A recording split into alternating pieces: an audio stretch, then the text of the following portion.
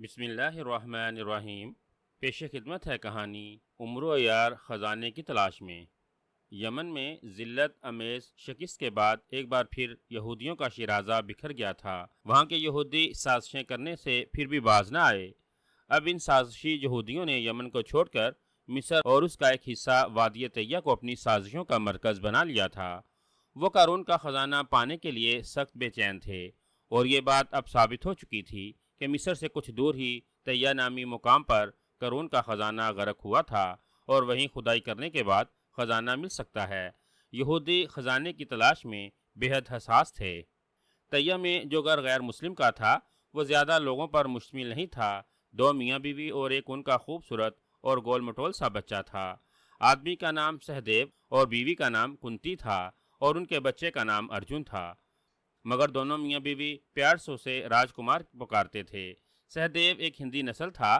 مسلمانوں کو جب پتہ چلا کہ ان کی بستی میں ایک ہندی اپنی بیوی سمیت رہتا ہے تو انہوں نے اس سے مل کر مشورہ دیا کہ وہ بت پرستی چھوڑ کر مسلمان ہو جائے، مگر وہ نہ مانا۔ اس نے انہیں صاف کہہ دیا کہ وہ اپنے آباء و اجداد کے مذہب کو کسی بھی صورت میں چھوڑنے کے لیے تیار نہیں ہے۔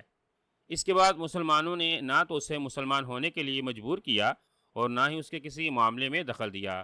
البتہ زمینوں کی پیداوار سے اسے جو کچھ حاصل ہوتا تھا اس میں سے اسے برابر کا حصہ ملتا رہتا تھا۔ اس کے علاوہ اور بھی مسلمانوں کو جو سہولتیں تھیں وہ سہدیو کو بھی حاصل تھی۔ یہ حالت اس علاقے کی تھی جنہیں یہودیوں نے اپنا مرکز بنانے کا فیصلہ کیا ہوا تھا۔ یمن میں یہودیوں کو شکست اور شاہ یمن کی موت کے بعد عمر و یار اپنی بیوی بلقیس کے ہمراہ بصرہ واپس پہنچ چکا تھا، اور جتنے بھی لوگ یمن گئے تھے وہ بھی بصرہ واپس پہنچ چکے تھے۔ فضل بن منظر بھی یمن سے بصرہ واپس پہنچ چکا تھا۔ وہ ایک کیمیا گھر تھا اور ایک عرصے سے سونا بنانے میں مبتلا تھا، مگر سونا اس سے آج تک نہ بن سکا تھا۔ جب وہ ناکام ہو گیا تو اس کی سوچ نے ایک نیا رخ اختیار کر لیا۔ اس نے اپنے آپ میں سوچا کہ حضرت موسیٰ کے دور میں ایک ان کا چچا زاد بھائی قارون گزرا ہے جس کے پاس اتنا سونا تھا، شاید ہی اسی عہد میں کسی کے پاس ہو۔ اپنی اسی دولت مندی پر وہ متکبر ہو گیا۔ وہ اپنے سے بڑھ کر کسی کو کچھ سمجھتا ہی نہیں تھا۔ فضل نے سوچا اگر زمین کے اس حصے کا پتہ چل جائے جہاں خزانہ غرق ہوا تھا تو وہ قارون کا خزانہ پانے میں کامیاب ہو سکتا ہے، مگر وہ زمین کا کون سا حصہ ہے فضل اس کے بارے میں نہیں جانتا تھا۔ اس نے اپنے طور پر کئی لوگوں سے پوچھا، مگر کسی نے بھی وثوق سے اسے کچھ نہ بتایا۔ پھر کسی نے اسے بتایا کہ وہ اس بارے میں عمرو سے بات کرے۔ عمرو کو اگر اس مقام کا پتہ نہیں بھی ہوگا تو وہ اپنے جنات سے پوچھ کر اس مقام کا پتہ چلائے گا، کیونکہ عمرو کی بعض جنوں سے دوستی ہے۔ اسی بات پر فضل نے عمرو کو اپنا دوست بنایا ہوا تھا۔ فضل ایک چرب زبان انسان تھا، اور اپنی چرب زبانی ہی کی بدولت وہ عمرو کو اپنا گہرا دوست بنانے میں جلد کامیاب ہو گیا تھا۔ یمن سے واپسی کے بعد کئی دنوں تک فضل نے عمرو سے خزانے کے بارے میں کوئی بات نہ کی۔ آخر ایک دن اس نے عمرو سے خزانے کے بارے میں پوچھ ہی لیا کہ وہ کس مکان پر غرق ہوا تھا۔ عمرو یار سمجھ گیا کہ ابھی تک فضل کے ذہن سے قارون کے خزانے کا بھوت نہیں اترا۔ اس نے حیران نظروں سے فضل کی جانب دیکھا۔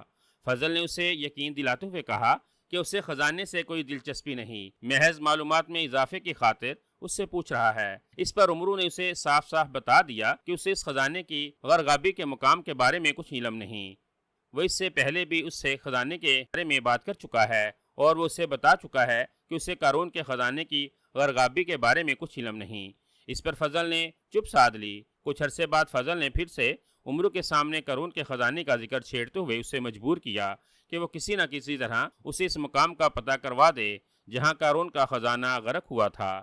عمرو پہلے تو اس بات پر راضی نہ ہوا، کیونکہ اس کے نزدیک یہ ایک بے معنی سی بات تھی، مگر فضل کے سہم اصرار پر عمرو نے اس سے وعدہ ہی کر لیا کہ وہ کسی نہ کسی سے خزانے کی غرغابی کے مقام کے بارے میں پتہ کر کے اسے بتا دے گا۔ عمرو کے وعدہ کر لینے پر فضل اپنی جگہ پر مطمئن ہو گیا تھا۔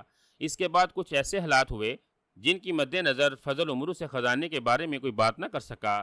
جب فضل کی کئی دنوں بعد عمرو یار سے دوبارہ ملاقات ہوئی تو فضل عمرو کو دیکھتے ہی اس کی جانب لپکا۔ دونوں نے ایک دوسرے کی خیریت دریافت کی۔ اس کے بعد عمرو یار نے فوراً ہی فضل سے کہا، دیکھو فضل بھائی، تم مجھ سے دنیا بھر کی باتیں کرنا، مگر قارون کے خزانے کے بارے میں کوئی بات نہ کرنا، کیونکہ میں اس وقت کسی فضول بات سننے کے حق میں نہیں ہوں۔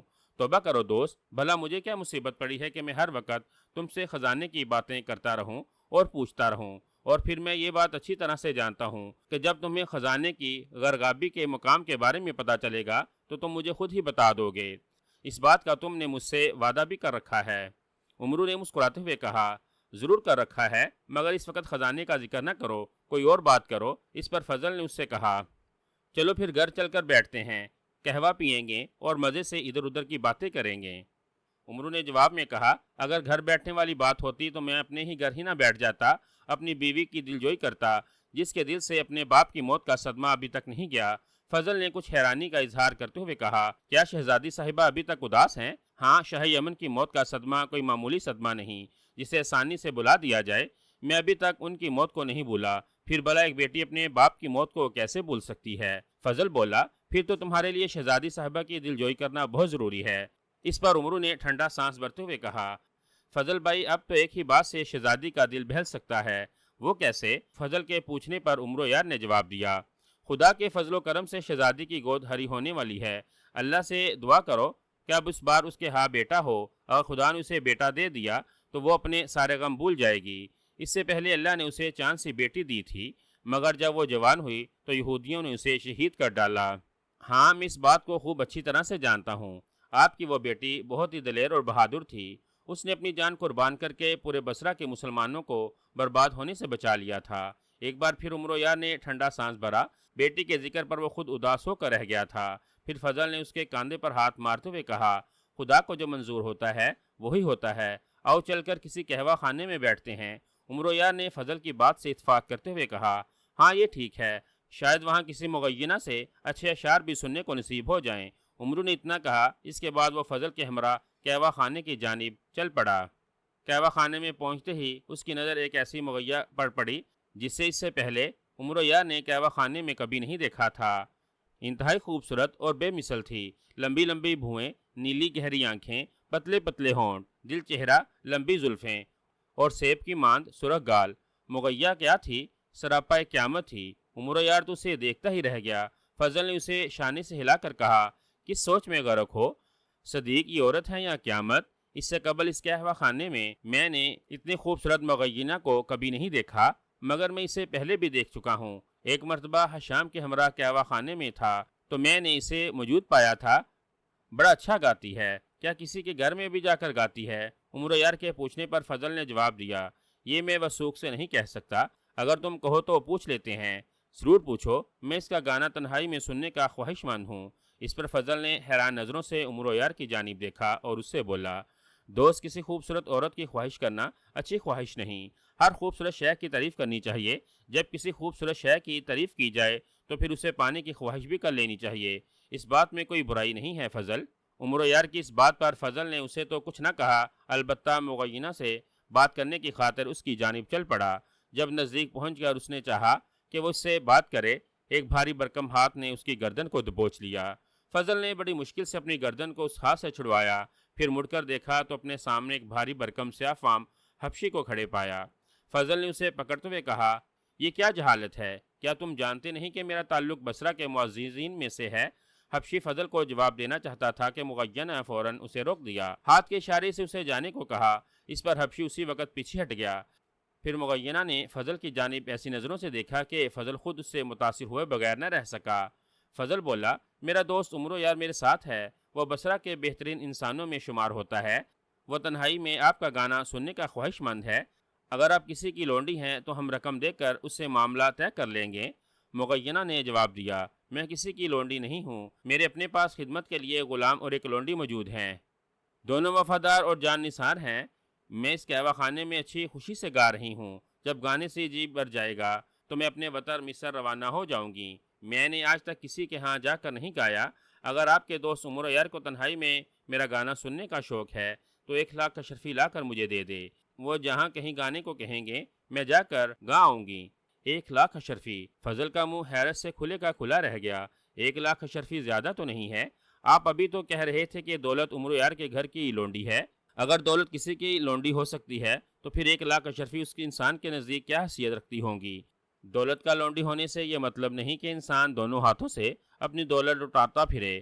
1,00,000 اشرفی بہت ہے، کچھ کم کرو۔ اس پر مغینہ نے ہنستے ہوئے کہا، چلو 1-2 اشرفیاں کم دے دو، اس سے زیادہ میں کم قیمت پر ہرگز راضی نہیں ہوں گی۔ کیا یہ آپ کا حتمی فیصلہ ہے؟ اس کے بعد فضل نے مغینہ سے اور بات نہ کی، وہ سیدھا عمرو یار کے پاس پہنچا اور اس نے مغینہ کی بات سے آگاہ کیا گیا۔ جس پر عمر یار نے اپنے سینے پر ہاتھ مارتے ہوئے کہا، خدا کی قسم 1 لاکھ تو کیا، میں 2 لاکھ اشرفیاں بھی دیکھ کر اس کا گانا تنہائی میں سنوں گا۔ فضل عمر کی بات پر بڑا حیران ہوا۔ یروشلم پر بھی ہماری حکومت ہوگی؟ اور ابی یاتر بات مکمل کرتے کرتے رک گیا۔ چند لمحوں کی خاموشی کے بعد وہ امی ایل سے بولا، خیر چھوڑو ان باتوں کو، جو بات میرے پیش نظر ہے اسے غور سے سنو۔ اس پر امی ایل ہوشیار ہو کر بیٹھ گیا۔ اتنے میں ایک یہودی قہوہ لے کر حاضر ہوا تو ابی یاتر نے اسے قہوے سمیت یہ کہہ کر واپس بھیج دیا، جب قہوے کی ضرورت پڑے گی اسے بلا لیا جائے گا۔ اس کے بعد ابی یاتر نے امی ایل سے مخاطب ہوتے ہوئے کہا، اگر ضروری باتوں کے دوران کھانا پینا شروع ہو جائے تو کئی اہم باتوں سے توجہ ہٹ جاتی ہے، اس لیے میں نے قہوہ واپس بھیج دیا ہے۔ اتنا کہنے کے بعد ابی یاتر نے اپنی جگہ سے اٹھ کر سامنے والی بند کھڑکی کو کھول دیا، پھر خلاؤ کو گورا۔ اس کے بعد اس نے کھڑکی سے پلٹ کر امی ایل کی جانب دیکھا، آگے بڑھ کر اس کے کندھے پر ہاتھ رکھتے ہوئے بولا، امی ایل مایوس نہ ہو، دور دور تک ہمارا میدان ہے، ہم زمین پر بھی کامیاب ہوں گے اور خلا میں بھی۔ خداوند خدا ہمیں کبھی ناکام نہیں ہونے دے گا، وہ ہمارے ہر قدم کے ساتھ ساتھ ہے۔ یمن ہم سے چھن گیا تو کیا ہوا، پوری دنیا ہمیں آغوش میں لینے کے لیے سخت بے قرار ہے۔ اپنے چند وفادار ساتھیوں کے ہمراہ بستی تیسیہ کی جانب بڑھو، وہیں قارون کا خزانہ دفن ہے۔ اس بستی کے مسلمان بڑے جفاکش اور اپنے مذہب کے پابند ہیں، مساوات پر ایمان رکھتے ہیں، ایک رائی کا دانہ بھی کسی کا زائد کھانا اچھا نہیں سمجھتے۔ تم ان کے اتحاد کی مضبوط دراڑ میں رکھنا پیدا نہیں کر سکتے، بلکہ کوئی بھی یہودی ان کے اتفاق اور اتحاد کو پارا پارا کرنے کی جرت نہیں کر سکتا، مگر انہوں نے اپنی بستی میں ہی اپنے لیے ایک عذاب پیدا کر رکھا ہے۔ ان کے اتحاد کی دیوار کو زمین بوس کرنے والا کلہاڑا انہی کی بستی میں موجود ہے۔ وہ ایک ہندو ہے، برہمن زادہ ہے، جس کا نام سہدیو ہے۔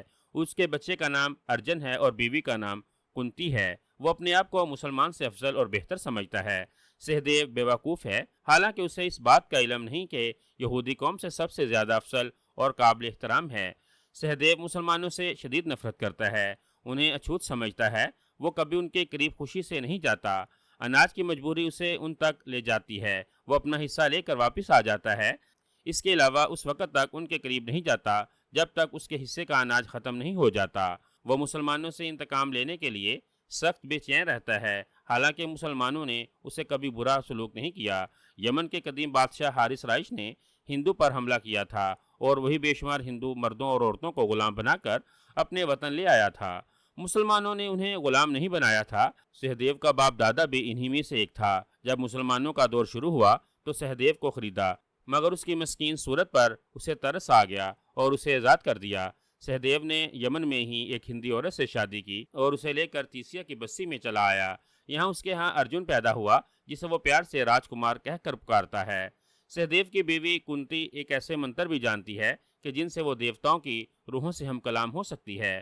اس کے ہاں کی قسم کے بت رکھے ہیں، دونوں میاں بیوی ان کی عبادت کرتے ہیں، نرسنگا بجاتے ہیں۔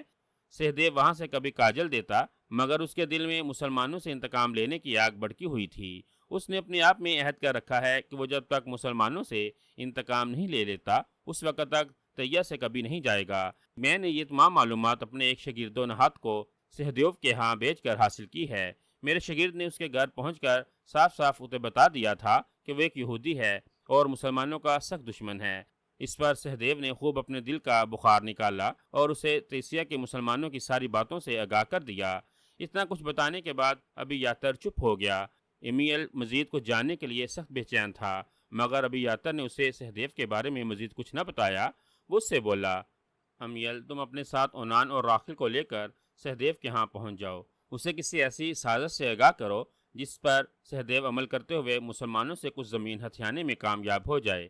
اگر معمولی سا ٹکڑا بھی مسلمانوں نے اسے دے دیا تو کام بن جائے گا، تم لوگ مزید زمین ہتھیانے کے قابل ہو جاؤ گے۔ اتنی بات یاد رکھنا، تیسیہ کے مسلمانوں سے ٹکرانے والی کوئی بات نہ کرنا اور نہ ہی ان کے ہاتھوں میں ہاتھ ڈالنے کی حمایت کرنا، بالکل نرم اور خوشگوار رہنا۔ مسلمانوں کو تمہارا کردار دیکھ کر یہ کہنا پڑے کہ تم جیسا نیک یہودی کوئی نہیں ہو سکتا۔ اپنے ساتھیوں کو بھی یہ ساری بات سمجھا دینا۔ ابی یاتر چپ ہوا تو امیل نے جھٹ سے کہا، کیا زمین کو حاصل کرنے کے بعد ہم وہاں سے قارون کا خزانہ نکالنے کی کارروائی شروع کر دیں؟ ہرگز نہیں۔ جب تک ابھی ایک مسلمان بھی تیسیہ کی زمین پر آباد رہے گا تم ایسا کام ہرگز نہیں کر پاؤ گے۔ جب تم لوگ مسلمانوں کے مابین نفاق پیدا کرنے میں کامیاب ہو جاؤ تو وہ خود بخود اس علاقے کو چھوڑ کر کہیں اور چلے جائیں گے۔ اس پر امیل سوچ میں پڑ گیا۔ ابی یاتر نے اس کی جانب غور سے دیکھتے ہوئے کہا، اگر کسی قوم کو تباہ کرنا ہو تو اس کی پیداوار ذرائع پر قابض ہو جاؤ، وہ قوم خود بخود تمہاری محتاج اور تباہ ہو جائے گی۔ اور تم سے سہدیو کے ساتھ مل کر یہی سازش کرنی ہے کہ مسلمانوں کے ذرائع پیداوار کس طریقے سے تمہارے قبضے میں آ جائے۔ ایمیل نے اس پر بھی کوئی بات نہ کی، وہ بدستور سوچ میں پڑا رہا۔ اس پر ابی یاتر نے زوردار الفاظ میں سے اسے مخاطب ہوتے ہوئے کہا، کیا تمہاری جگہ مجھے کسی اور کا انتخاب کرنا ہوگا؟ تمہارے جواب نہ دینے سے مجھے یہ کہنا پڑا، نہیں ابھی ایسی کوئی بات نہیں، میں تیہ ضرور جاؤں گا اور سہدیو کے ساتھ مل کر وہی کچھ کروں گا جس کی آپ نے ہدایت دی ہے۔ میں صرف سوچ رہا تھا کیا مجھے اپنے ساتھ کسی عورت کو بھی لے جانا ہوگا یا نہیں؟ ابی یاتر نے جواب دیا، نہیں، تمہیں اپنے ساتھ کسی عورت کو نہیں لے جانا ہوگا۔ کنتی بڑی مکار اور چالاک عورت ہے، اس کو جو سمجھاؤ گے وہ اس پر پورا عمل کرے گی، وہ تمہارے لیے دوسری ذلت ثابت ہوگی۔ ہاں البتہ ذلت کا کچھ پتہ چل گیا تو وہ میرے ہاں آ گئی تو میں اسے فوراً تمہارے پاس روانہ کر دوں گا۔ اس پر ایمیل نے ذلت کی سلامتی کے لیے دعا مانگتے ہوئے کہا، عظیم تر اسرائیل کی عظیم بیٹی کو خداوند ہمیشہ سلامت رکھے اور وہ جلد ہمیں آ ملے۔ اس کے بعد دونوں کے درمیان اور بھی باتیں ہوئیں۔ پھر ایمیل نے سفر کی تیاری کے لیے ابی یاتر سے اجازت لی اور اپنے گھر چل گیا۔ جب مغنیہ 1,00,000 اشرفیاں وصول کرنے کے بعد فضل کے ہاں پہنچی تو اس نے رائکہ کے نام سے اپنا تعارف کروایا۔ مصر میرا وطن ہے، میرا ماں باپ انتہائی غریب تھے، مفلسی نے ان کا جینا دوبر کر رکھا تھا، بچوں کی پرورش ان کے لیے سب سے بڑا مسئلہ تھا۔ میں اپنے بہن بھائیوں میں سب سے بڑی تھی، اس لیے مجھے بھی اپنے ماں باپ کے ساتھ اپنے چھوٹے بہن بھائیوں کا خیال رکھنا پڑتا تھا۔ میری آواز بڑی اچھی تھی، ایک بار یوں ہی میں نے کسی کے اشعار ترنم میں ادا کیے تو میرا باپ میری آواز سن کر حیران رہ گیا۔ پھر مجھے ایک استاد کامل کے پاس لے گیا، جب اس نے میری زبان سے اشعار سنے تو جھوم کر رہ گیا۔ میرے باپ سے بولا کہ وہ اس سے منہ بولی رقم لے لے اور اپنی بیٹی کو ہمیشہ کے لیے اس کے پاس چھوڑ جائے، مگر میرا باپ نہ مانا، جس کا نتیجہ یہ نکلا کہ اس نے ایک دن موقع پا کر اپنے ہمراہیوں سمیت میرے ماں باپ اور بہن بھائیوں کو جان سے مار ڈالا۔ مجھے وہ مارنا نہیں چاہتا تھا، وہ مجھے اپنے ہاں قید رکھنے کے بعد اپنی مرضی کے مطابق محفلوں میں گانا گانے کے لیے لے جانا چاہتا تھا، مگر میں اس کے ہتھے نہ چڑھی، اپنے گھر سے فرار ہونے میں کامیاب ہو گئی۔ مصر سے میں یمن کے علاقے میں جا داخل ہوئی، وہاں ایک نیک بندے نے مجھ پر ترس کھاتے ہوئے مجھے اپنی تحویل میں لے لیا۔ اتفاق سے وہ بھی ایک گویہ تھا، جب اسے میری آواز سننے کا اتفاق ہوا تو وہ شش کر اٹھا، اس پر اس نے مجھے اپنی بیٹی بنا لیا۔ اس کا نام بکیر تھا، وہ بڑا نیک آدمی تھا اور اپنے بیتے ہوئے حالات کی بنا پر میرے دل میں دولت مندوں کے خلاف ایک نفرت سی بیٹھ چکی تھی۔ میرے ماں باپ اور بہن بھائیوں کے قتل ہو جانے کے بعد مجھے ہر شہر سے نفرت ہو چکی تھی۔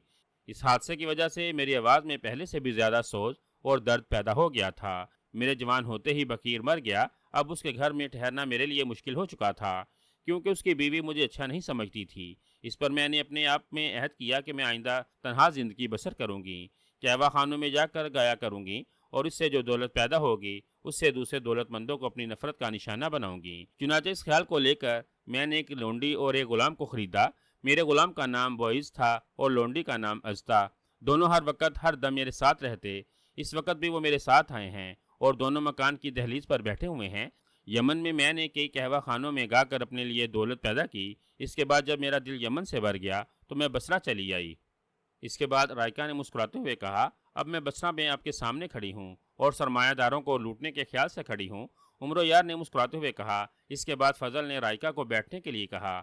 جب وہ تینوں اپنی اپنی جگہ بیٹھ گئے تو رائکہ عمرو یار سے مخاطب ہوئے بولی، میں ایک لٹی ہوئی عورت ہوں، کسی کے لٹنے کا احساس مجھے کیا ہو سکتا ہے؟ بہرحال میں اپنے فن کی قیمت آدمی کی حیثیت دیکھ کر وصول کیا کرتی ہوں۔ عمرو یار کچھ کہنے لگا تو فضل نے اسے روکتے ہوئے کہا، اب مزید باتوں میں وقت کیوں ضائع کر رہے ہو؟ رائکہ کا گانا سنو اور اسے رخصت کرو، ہمیں اور بھی کئی کام کرنے ہیں۔ تمہیں ہر وقت بے معنی کاموں کی پڑی رہتی ہے، تمہیں بھلا قارون کے خزانے سے ہٹ کر بھی کوئی بات آتی ہے؟ میں جانتا ہوں تم نے خزانے کے سوا اور کوئی بات نہیں کرنی۔ اس پر رائکہ نے عمرو یار سے فوراً پوچھا، قارون کا خزانہ وہ کہاں ہے؟ کیا تم نے بھی اسے حاصل کرنا ہے؟ فضل نے طنزیہ لہجے میں اس سے پوچھا۔ عمرو یار نے رائکہ سے مخاطب ہوتے ہوئے کہا، چھوڑ اس بات کو، یہ فضل کا فضول کا موضوع ہے، خواب میں بھی یہ قارون کا خزانہ ہی دیکھتا رہتا ہے، تم گانا شروع کرو۔ اس پر رائکہ نے اور بات نہ کی اور عمرو یار کی فرمائش پر ایک قصیدے کے چند اشعار گانے شروع کر دیے۔ یہ اشعار سن کر عمرو یار تڑپ اٹھا، اس نے جی بھر کر رائکہ کے گانے کی داد دی۔ 1,00,000 اشرفیاں تو وہ پہلے ہی ادا کر چکا تھا، لیکن گانے کے دوران بھی اس نے بیشتر اشرفیاں رائکہ پر نثار کر دیں۔ فضل نے اسے روکنے کی کئی بار کوشش کی، مگر عمرو یار تو پاگل ہوا جاتا تھا۔ اس نے رائکہ کی زبان سے السعود کے اشعار کئی بار سنے اور ہر بار اشرفیوں کی بچھاڑ کے ساتھ اسے داد دی۔ آخر جب عمر یار کے پاس تمام اشرفیاں ختم ہو گئیں، اس نے رائکا کو گانے سے روک دیا۔ وہ بولا، تمہارے لب کی ایک ایک جنبش پر اگر دولت نثار نہ کی جائے تو گانا سننے کا لطف ہی کیا۔ میرے پاس اشرفیاں ختم ہو گئی ہیں، کل پھر تمہارا گانا سننے کے لیے تمہیں یہاں بلواؤں گا۔ آپ کو پھر 1,00,000 اشرفی ادا کرنی ہوگی۔ کوئی بات نہیں، میں 1,00,000 اشرفی کل پھر ادا کروں گا۔ فضل بن منظر عمر یار کا منہ دیکھ رہا تھا کہ اسے کیا ہو گیا ہے، یہ کیا کہہ رہا ہے اور کیا کر رہا ہے، کیا اس کی عقل تو نہیں ماری گئی؟ اس نے رائکا کے سامنے تو عمرو عیار سے کوئی بات نہ کی، مگر جب رائکا دولت سمیٹ کر چلی گئی تو فضل عمرو کے گلے پڑ گیا۔ وہ اس سے بولا، میرے خیال میں عمرو تمہارا دماغ چل گیا ہے یار، کیسی بیہودہ بات کی ہے تم نے۔ میری ساری عمر بیت گئی ہے جنوں اور بتوں سے جھگڑتے اور لڑتے ہوئے، اگر زندگی میں ایسا خوبصورت موقع مل ہی گیا ہے تو میں اسے ضائع کیوں کر دوں؟ 2,00,000 اشرفیاں اگر رائکا کو میں نے ویسے دے دوں تو اس سے مجھے کوئی فرق نہیں پڑے گا۔ تم بے وقوف ہو، مجھے تو خطرہ ہے کہ تم اس کی محبت میں گرفتار ہی نہ ہو جاؤ۔ تو کیا ہو گیا، میں اسے شادی کر لوں گا۔ آخر اسلام میں 4 شادیوں کی اجازت تو ہے، میں اگر 2 کر لوں گا تو کون سا تیر مار لوں گا؟ فضل بولا، شہزادی بلقیس تمہیں کچا ہی چبا جائے گی۔ بلقیس عورت ہے، چڑیل نہیں، تم اس کی فکر مت کرو، وقت آنے پر میں اس سے بھی نپٹ لوں گا۔ اس کا مطلب یہ ہوا تمہارا رائکا سے شادی کرنے کا ارادہ ہو گیا ہے؟ عمر یار نے فضل سے اپنا پیچھا چھڑواتے ہوئے کہا، یار تم نے تو گانے کا سارا مزہ ہی خراب کر دیا ہے، چھوڑو اس فضول بات کو، وقت پر جو ہونا ہوگا ہو جائے گا۔ اتنا کہنے کے بعد عمر یار نے فضل کو سلام کیا اور تیز تیز قدم اٹھاتا ہوا گھر سے باہر نکل گیا۔ فضل اسے دیکھتا ہی رہ گیا۔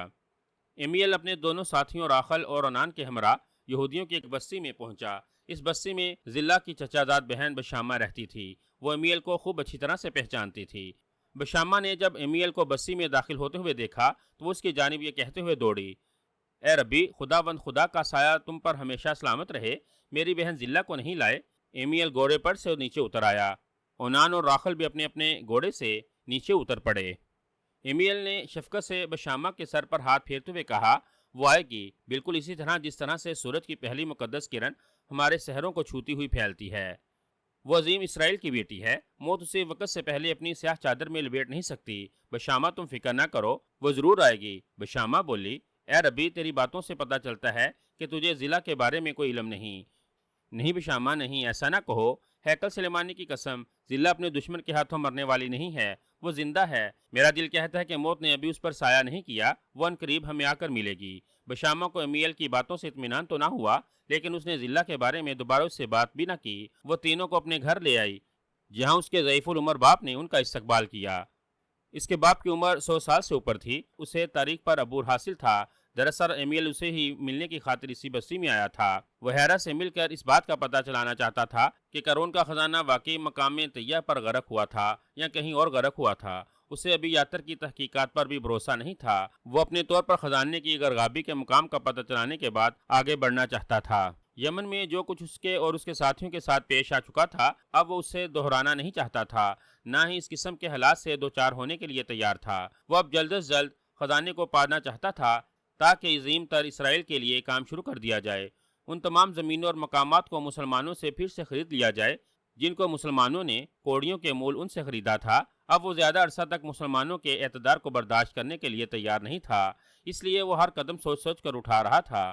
جب وہ تینوں آرام سے ہیرا کے سامنے بیٹھ گئے تو بشامہ نے ان کے سامنے قہوہ لا رکھا۔ عنان نے قہوہ پیالیوں میں ڈالا۔ راخل نے سب سے پہلے ہیرا کی خدمت میں قہوہ پیش کیا، مگر ہیرا نے قہوہ کی پیالی لینے سے انکار کرتے ہوئے کہا، ربی ہمارے لیے محترم ہے، سب سے پہلے اسے قہوہ پیش کرو۔ اس پر راخل نے امیل کو قہوے کی پیالی دے دی۔ پھر چاروں نے کوئی بات کرنے سے پہلے ایک ایک چسکی قہوے کی لی۔ پھر امیل نے بات کا آغاز کیا، ہم ہیکل سلیمانی کی تعمیر اور عظیم تر اسرائیل کے لیے قارون کا خزانہ حاصل کرنا چاہتے ہیں۔ ربی، ابھی یاتر کا خیال ہے کہ وہ خزانہ مقام طیہ پر غرق ہوا ہے، چونکہ آپ کو بزرگوں کی طریق پر امور حاصل کیا گیا ہے۔ کیا آپ بتا سکتے کہ وہ خزانہ مقام طیہ پر غرق ہوا تھا یا کہیں اور؟ ہیرا نے قہوے کی ایک اور چسکی لی۔ اس کے بعد اس نے پرسکون لہجے میں کہا، ربی، ابھی یاتر عظیم تر اسرائیل کا وفادار خادم ہے، شاید اسے طریق پر عبور حاصل نہیں ہے، لیکن اس نے مقام طیہ درست ہی بتایا ہے۔ لیکن ہیرا نے اگلا جملہ مکمل نہ کیا، جس پر امیل نے پوچھا، آپ بات کرتے کرتے رک کیوں گئے ہیں؟ آپ کھل کر بات کیا کریں، ہم آپ کی ہر بات کھلے دل سے سنیں گے۔ اس پر ہیرا نے اسے جواب دیا، میں اس بات کے حق میں نہیں ہوں کہ عظیم تر اسرائیل اور ہیکل سلیمانی کے لیے قارون کا خزانہ تلاش کیا جائے، اور جب وہ مل جائے تو اس کی دولت سے دونوں کی تعمیر ہو۔ एमियल ने हैरा की जानिब गौर से देखते हुए कहा, इस बारे में बहस यहूदियों के एक बहुत बड़े इजलास में हो चुकी है। चूँकि करून हमारे लिए खुदावंद मूसा ही की बदौलत सरमायादार हुआ था, इसलिए उनकी दौलत पर हमारा हक है। खुदावंद खुदा के अजाब की बदौलत करून पर, उसके कबीले पर वो दौलत हराम हो चुकी है, मगर हम पर वो हलाल है, इसीलिए उसे पाना हमारा हक है। इस पर हैरा ने चंद लम्हों तक एमियल से कोई बात न की। फिर उसने एमियल से मुखातिब होते हुए कहा, वो खजाना मुसलमानों के इलाके में मौजूद है, क्या तुम लोग वहाँ से खजाना पाने में कामयाब हो जाओगे? एमियल ने कहवे की प्याली तश्त में रखते हुए जवाब दिया, अगर हम लोग मुसलमानों के दरमियान नफाक पैदा करने में कामयाब होंगे तो फिर खजाना पाने में मुश्किल न होगी। जिन मुसलमानों का ईमान कमज़ोर होता है उनके दरमियान नफाक पैदा करना कुछ मुश्किल नहीं, मगर मजबूत ईमान वाले मुसलमान अपने दुश्मन की हर साजिश को नाकाम बना देते हैं। इस पर एमियल ने जवाब दिया, आपका ख्याल किसी हद तक दुरुस्त है, मगर हमने भी कच्ची गोलियां नहीं खेली। हम बड़े बड़े शाहजोर मुसलमानों को चित कराने का गुर खूब अच्छी तरह से जानते और समझते हैं। इतना कहने के बाद हैरा ने दो चार चुस्कियां कहवे की ली। उसके बाद उसने मजीद कहा, इस्लाम एक आर्जी मजहब है, जल्द ही मुसलमानों की तवज्जो से हट जाएगी, सिर्फ रस्मों तक मजहब महदूद होकर रह जाएगा, कौम परस्ती का जज्बा फिरकों में बट कर ख़त्म हो जाएगा, ये सब कुछ अनकरीब हो जाएगा, इसलिए हमें नाउम्मीद नहीं होना चाहिए। हैरा की इस बात पर एमियल के एक साथी ओनान ने खुश होकर फतह का नरसंग बजाया। रखेल ने उठकर नारा लगाया और एमियल ने अपनी कामयाबियों के लिए दुआ मांगी। इसके बाद वो तीनों हैरा से हाथ मिलाने के बाद उसके मकान से बाहर निकल आए। मकान से बाहर बशामा खड़ी थी। उसने एमियल को देखते हुए कहा, ए रब्बी, मेरी बहन जिल्ला की तलाश करो, हम उसके बगैर अधूरे हैं। एमियल ने उसके दोनों शानों पर हाथ रखते हुए कहा, तुम्हारा बाप हैरा एक बाहौसला इंसान है। उसने अपनी पूरी गुफ्तगू में जिल्ला का कोई जिक्र नहीं किया। वो खुद भी उदास नहीं हुआ और ना ही उसने हमें गमगीन किया। ए खूबसूरत औरत, तू भी हौसले और हिम्मत से काम ले। खुदावंद खुदा ने चाहा तो जिल्ला हमें और तुम्हें जल्द आकर मिलेगी। इतना कहने के बाद एमियल और उसके साथी अपने अपने घोड़ों पर सवार हुए और बस्ती से बाहर निकल गए। बशामा अपनी जगह पर खड़ी उस वक़्त तक उन्हें जाता हुआ देखती रही जब तक वो नज़रों से ओझल न हो गए। फजल बिन मंजर दरवाजे से बाहर खड़ा था और शहजादी बल्कीस दरवाजे की ओट में खड़ी फजल बिन मंजर की बातें बड़े गौर से सुन रही थी। फजल बिन मंजर उसे उम्रो यार के बारे में बताते हुए कह रहा था, अब तो उम्रो मेरे होते हुए रायका की कोई बात नहीं करता। उसकी यही कोशिश होती है कि मैं इन दोनों के दरमियान से हट जाऊं तो बेहतर है। मैं भी समझ जाता हूं कि वो दोनों मेरी मौजूदगी से बेजार हैं, इस पर मैं खुद ही उनके पास से उठकर बाहर चला जाता हूं। क्या उम्रू से शादी करने का इरादा रखता है? बल्कीस के पूछने पर फजल ने जवाब दिया, मैंने इस बारे में उम्रू से खुद बात की थी कि वो रायका पर क्यों इतना माइल है, क्या वो उससे शादी करने का ख्वाहिशमंद तो नहीं? फिर उसने जवाब दिया। बल्कीस ने कुछ बेचैन होते हुए पूछा। फजल बोला, आप उसका जवाब ही ना सुने तो बेहतर है, आपको सुनकर दुख होगा। इस पर बल्कीस ने बुझी हुई आवाज़ में कहा, फजल भाई, अब तो अपने माँ बाप की मौत के दुख के सामने हर दुख मामूली मालूम होता है, आप खुलकर बात करें, मुझ में बर्दाश्त करने का हौसला है। फजल ने जवाब दिया, उमरू ने मुझ पर वाजे कर दिया है कि वो रायका से शादी कर लेगा। इस पर मैंने उसे आपकी वफादारियों का एहसास दिलाया, मगर उमरू ने मेरी किसी बात को कोई अहमियत ना दी। बस करो फजल भाई, अब कोई भी बात करना फजूल है, आप जाइए, मेरा अल्लाह हाफिज़ है। इस पर फजल ने बल्कीस को सलाम किया और उमरू के घर से अपने घर की जानिब चल पड़ा। फजल के जाने के कुछ देर बाद उमरो यार घर में दाखिल हुआ। उसने बल्कीस की जानिब देखा तो उसे सख्त गुस्से की हालत में पाया। उमरू ने किसी बंदर की तरह बत्तीसी निकालते हुए कहा, खैर तो है, आज मुंह पर सूजन क्यों पड़ी हुई है? बल्कीस ने पहले से भी ज्यादा गुस्से के साथ उमरू की जानिब देखा तो वो उछलकर दूर जाकर खड़ा हुआ और बोला, अल्लाह रहम करे, आज तो कुछ जरूरत से ज्यादा ही नरम गरम दिखाई दे रही हो। मैं पूछती हूँ रायका कौन है? बल्कीस ने इंतहाई गुस्से के साथ पूछा। बल्कीस के पूछने पर ही उमरो यार सारी बात समझ गया कि इसे किसी ने आकर रायका के बारे में बता दिया है, लेकिन इसके बावजूद उमरू ने अनजान बनते हुए कहा, रायका? कौन रायका? किसकी रायका? बल्कीस बोली, बेवकूफ़ बनाने की कोशिश न करो, मैं सारी बात जान चुकी हूँ। तुम रायका नामी फाहिशा औरत से शादी करने की ख्वाहिशमंद हो, तुम उसका गाना भी हर रोज़ सुनते हो। अब उमरू के लिए अपनी बुराई पर पर्दा डालना मुश्किल हो गया था। उसने संभल कर कहा, तुम्हारी मालूमात की मैं दाद देता हूँ, मगर तुम इतना तो बताओ कि ये सारी मालूमात तुम्हें फराहम किसने की? बल्कीस बोली, तुम इस बात को छोड़ो, सिर्फ मेरी बात का जवाब दो, क्या ये सच नहीं कि तुम रायका से शादी करना चाहते हो? बल्कीस की इस बात पर उमरू सोच में पड़ गया। एक तरफ रायका थी जिससे उमरू बेहद मुतासिर था और उससे शादी करने का ख्वाहिशमंद था, दूसरी तरफ उसकी अपनी बीवी थी जिसने हर मुश्किल और मुसीबत में उसका साथ दिया था। वो उसे क्या जवाब दे क्या नहीं, उसकी समझ में कुछ नहीं आ रहा था। बल्कीस ने जब उसे मुसलसल खामोश पाया तो रह न सकी। आगे बढ़कर उसने उमरू को कांधे से झंझोड़ते हुए कहा, क्या तुम्हें सांप सूंघ गया है? मेरी बात का जवाब क्यों नहीं देते? उमरू ने गौर से बल्कीस की जानिब देखा, फिर उसने अपना फैसला सुनाते हुए कहा, बल्कीस, मैं रायका से ज़रूर शादी करूँगा। میں نے اس سے وعدہ کر رکھا ہے۔ عمرو کی اس بات پر بلقیس نے اپنے دونوں کانوں پر ہاتھ رکھتے ہوئے چلا کر کہا، نہیں، ایسا نہیں ہو سکتا، ایسا ہو کر رہے گا، یہ میری عزت کا معاملہ ہے، اگر تم نے رائکا سے شادی کی تو مجھے چھوڑنا ہوگا۔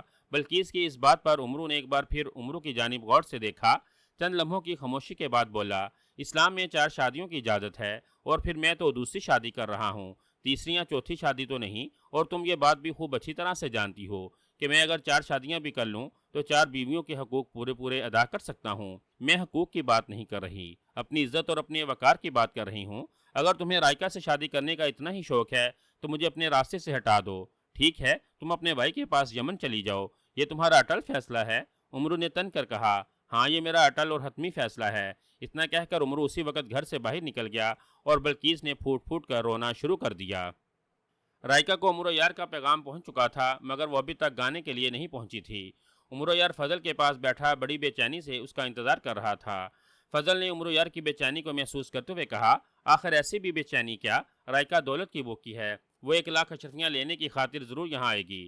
یار، آج میرا دل بڑا بے چین ہے، نہ جانے کس بدبخت نے میرے گھر جا کر شہزادی کو میرے اور رائکا کے بارے میں سب کچھ بتا دیا ہے۔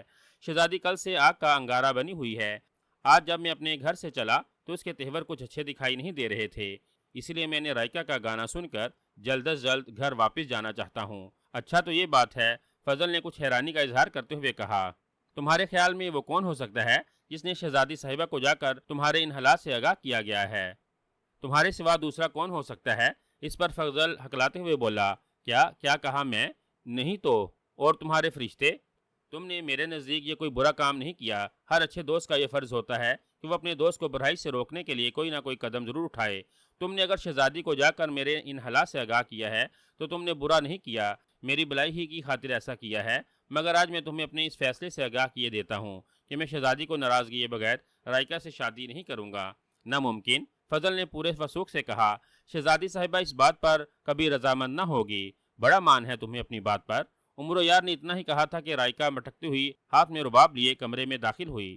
عمرو یار اسے دیکھتے ہی اٹھ کر کھڑا ہو گیا، آگے بڑھ کر اس کے ہاتھ کو پکڑا، اسے بوسہ دیا، پھر بڑے احترام سے اسے اپنے سامنے بٹھایا۔ فضل عمرو کی ایک ایک حرکت پر اپنے دل میں ہنس رہا تھا۔ رائکا نے بیٹھتے ہی اپنے غلام بئیس کو آواز دی۔ وہ کمرے میں داخل ہوا تو رائکا نے اسے مخاطب ہوتے ہوئے کہا، بئیس، امیر عمرو سے 1,00,000 اشرفی لے کر اپنے پاس سنبھال لو۔ رائکا کی اس بات پر عمرو نے مسکراتے ہوئے کہا، کیا تمہیں میری ذات پر اعتماد نہیں؟ کیا تمہیں یقین ہے کہ میں تمہارا گانا سننے کے بعد تمہیں 1,00,000 اشرفی نہیں دوں گا؟ رائکا نے ایک ہلکا سا کہکا مارتے ہوئے جواب دیا، آپ پر اعتماد ہے، لیکن آپ کے نام کے ساتھ جو لفظ عیار ہے اس پر اعتماد نہیں۔ میری عیاری ان کے لیے ہے جہاں دوسروں میں دھوکہ اور فریب دکھائی دے، میں عیاروں کو اپنی عیاری دکھاتا ہوں، تم جیسی نازک اندام حسین عورتوں کو نہیں۔ اس پر رائکا بولی، میں بھی تو آپ سے عیاری کر سکتی ہوں۔ عمرو مسکراتے ہوئے بولا، تمہاری عیاری پر تو میں مر مٹوں گا، لیکن تمہیں اپنی عیاری نہیں دکھاؤں گا۔ فضل کے نزدیک یہ سب فضول اور بے معنی باتیں تھیں، اس لیے اس نے عمرو سے مخاطب ہوتے ہوئے کہا، یار، ان فضول باتوں کو چھوڑو، اپنے وعدے کے مطابق 1,00,000 اشرفی رائکا کے کہنے پر بئیس کے حوالے کر دو اور گانا سنو۔ اس پر عمرو نے 1,00,000 اشرفیوں کے تھیلے کی جانب اشارہ کرتے ہوئے بئیس غلام سے کہا، لو اٹھا لو گناہوں کا یہ بوجھ۔ رائکا ہنستے ہوئے بولی، حضور، یہ گناہوں کا بوجھ نہیں، میرے فن کی قیمت ہے۔ پھر رائکا نے الزبت کے اشعار گائے۔ یہ اشعار عمرو یار کے حسب حال اور انتہائی پسندیدہ تھے۔ اس نے بار بار ان اشعار کو سننا اور سننے کے ساتھ ساتھ اشرفیاں بھی رائکا پر نثار کی۔ رائکا کی لونڈی عزا اشرفیاں سمیٹنے اور سنبھالنے میں پیش تھی۔ جب رائکا خوب اچھی طرح سے گا چکی تو عمرو یار نے فضل کو اشارہ کیا کہ وہ باہر چلا جائے، کیونکہ وہ تنہائی میں رائکا سے کوئی بات کرنا چاہتا تھا۔ مگر رائکا نے عمرو کے اشارے کو بانپ لیا تھا، اس لیے جب فضل عمرو کے اشارے پر اٹھ کر جانے لگا تو رائکا نے اسے روکتے ہوئے کہا، جس سے اپنے دوست پر اعتماد نہیں، اسے کسی پر اعتماد نہیں ہو سکتا۔ پھر اس نے عمرو سے مخاطب ہوتے ہوئے کہا، اے امیر عمرو، میں تیری ہر بات تیرے دوست کے ہی سامنے سنوں گی، تاکہ اگر تیرے اور میرے درمیان کوئی معاملہ طے ہو جائے تو تیرا یہ دوست ہم دونوں کا گواہ رہے۔ اگر یہ بات ہے تو میری بات غور سے سنو، میں تم سے شادی کا خواہش مند ہوں۔ پھر اس نے رائکا کے جواب کا انتظار کیے بغیر کہا، دیکھو رائکا، میری بات کا انکار نہ کرنا، خدا کے فضل و کرم سے میرے پاس اتنی دولت ہے کہ وہ دولت ہماری 7 پشتوں تک بھی ختم نہیں ہو سکتی۔ عمرو کی بات پر فضل بن منظر تڑپ کر رہ گیا۔ وہ عمرو سے کچھ کہنا چاہتا تھا، مگر کوئی بات کیے بغیر اٹھ کر دوسرے کمرے میں چلا گیا۔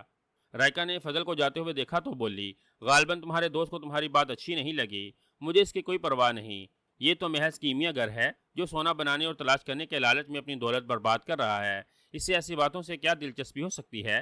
عمرو کی اس بات پر رائکا نے کہا، امیر عمرو، میں اپنی شادی کا فیصلہ اتنی جلدی نہیں کر سکتی، مجھے کچھ سوچنے کی مہلت دی جائے۔ سوچنے کی مہلت؟ وہ کس لیے؟ عمرو اپنی بات منوانے پر تلا ہوا تھا۔ رائکا نے اپنے غلام بئیس اور لونڈی عزا کی جانب دیکھا۔ دونوں رائکا کا مطلب سمجھ گئیں اور وہ اسی وقت کمرے سے باہر نکل گئیں۔ رائکا اٹھ کر کمرے کی کھڑکی کے پاس پہنچ کر کھڑی ہو گئی، کچھ سوچتی رہی۔ پھر رائکا نے عمرو سے مخاطب ہوتے ہوئے کہا، امیر عمرو، تمہاری ایک بیوی ہے جو بچہ جننے والی ہے۔ تمہاری بیوی شاہ یمن کی بیٹی بھی ہے، کیا وہ اپنے گھر میں میرے وجود کو برداشت کر لے گی؟ رائکا کی اس بات پر عمرو نے حیران نظروں سے اس کی جانب دیکھا۔ رائکا بولی، اس میں حیران ہونے کی کیا بات ہے؟ میری لونڈی عزا اس معاملے میں کافی ہوشیار ہے، اس نے پہلے دن ہی آپ کے بارے میں ساری باتوں کا پتہ چلا لیا تھا۔ تم اپنی جگہ کافی ہوشیار اور چلاک عورت ہو۔ عمرو نے بھی اپنی جگہ سے ہٹتے ہوئے کہا۔ اس پر رائکا اسے بولی، یا امیر، میں نے زمانے کی مار کھائی ہے، اس لیے میں ہر قدم سوچ سمجھ کر اٹھاتی ہوں۔ میں شہزادی بلقیس کی جانب قطعاً غیر مطمئن ہوں۔ اگر آپ مجھ سے شادی کے خواہش مند ہیں تو اس کے لیے آپ کو شہزادی بلقیس کو چھوڑنا ہوگا۔ عمرو جواب میں بولا، شہزادی کے بارے میں تمہاری سوچ غلط ہے، میں اس کی طبیعت سے آگاہ ہوں۔ اگر کسی نے تم سے شادی کر لی تو وہ برا تو ضرور منائے گی، مگر تمہیں اپنے گھر میں خوش آمدید کہنے میں بخل سے کام نہیں لے گی۔ عورت سب کچھ برداشت کر سکتی ہے مگر سوکن کا وجود برداشت نہیں کر سکتی۔ رائکا نے اتنا کہنے کے بعد مزید کہا، یا امیر، میں اپنی جگہ سوچتی ہوں، آپ بھی اچھی طرح سوچ لیں۔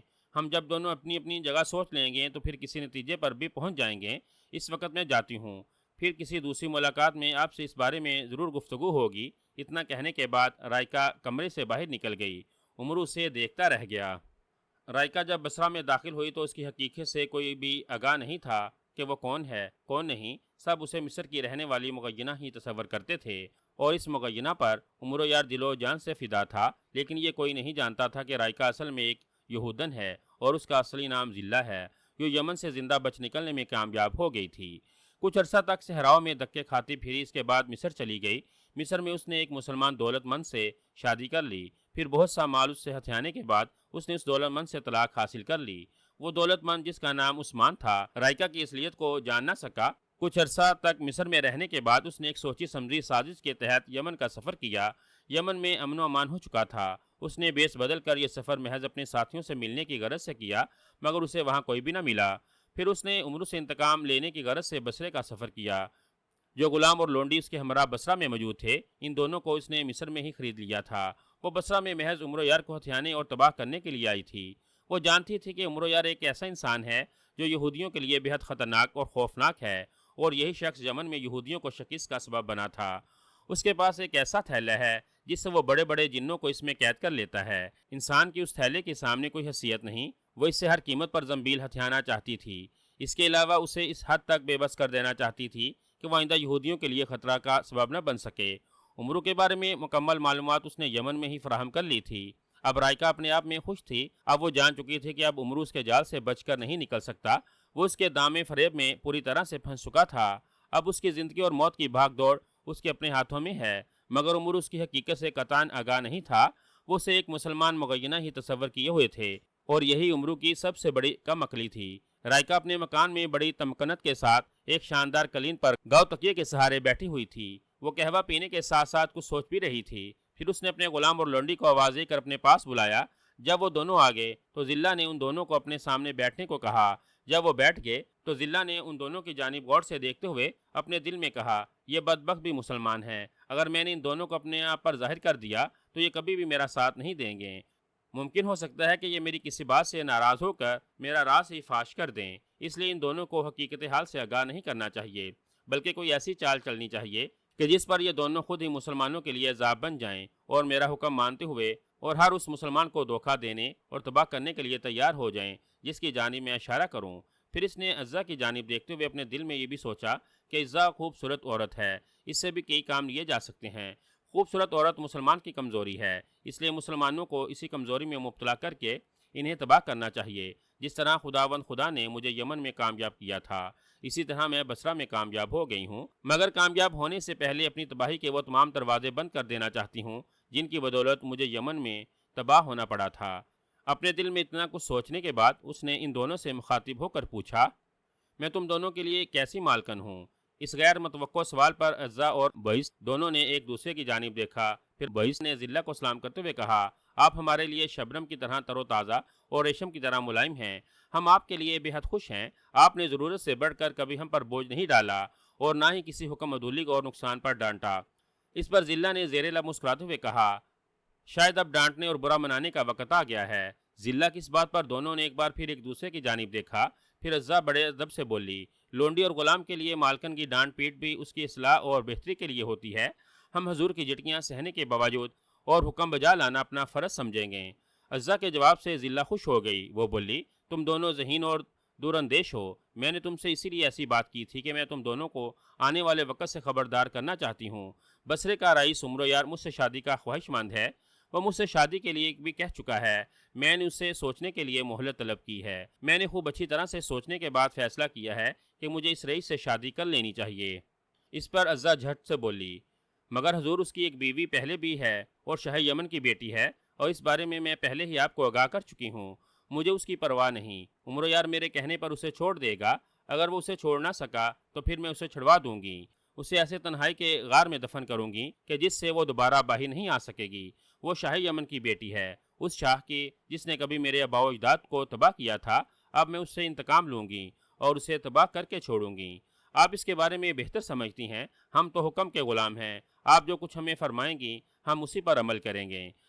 عزا کے اتنا کہنے پر ضلع نے کہا، میں نے تو تم دونوں کو اس لیے اپنے پاس بلوایا ہے کہ عمرو سے شادی کے بعد تم دونوں میرے ساتھ ہی رہو گے اور میرے حکم کے تابع، جو بات میں تم دونوں سے راز کی کروں گی وہ تم دونوں کو ہر حال میں راز ہی میں رکھنے ہوگی، کسی کو اس کے بارے میں آگاہ نہیں کرنا ہوگا۔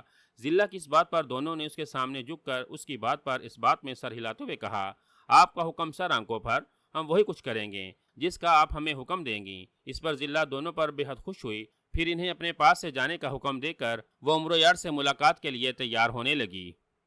عمرو پریشان حالت میں فضل کے پاس بیٹھا تھا۔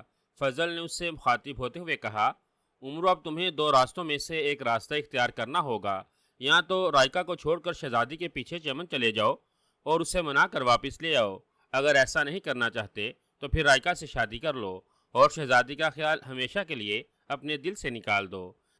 شہزادی بلقیس عمرو کی غیر حاضری میں اپنے غلام اور لونڈی کے ہمراہ یمن جا چکی تھی، اسی وجہ سے عمرو پریشان حال تھا۔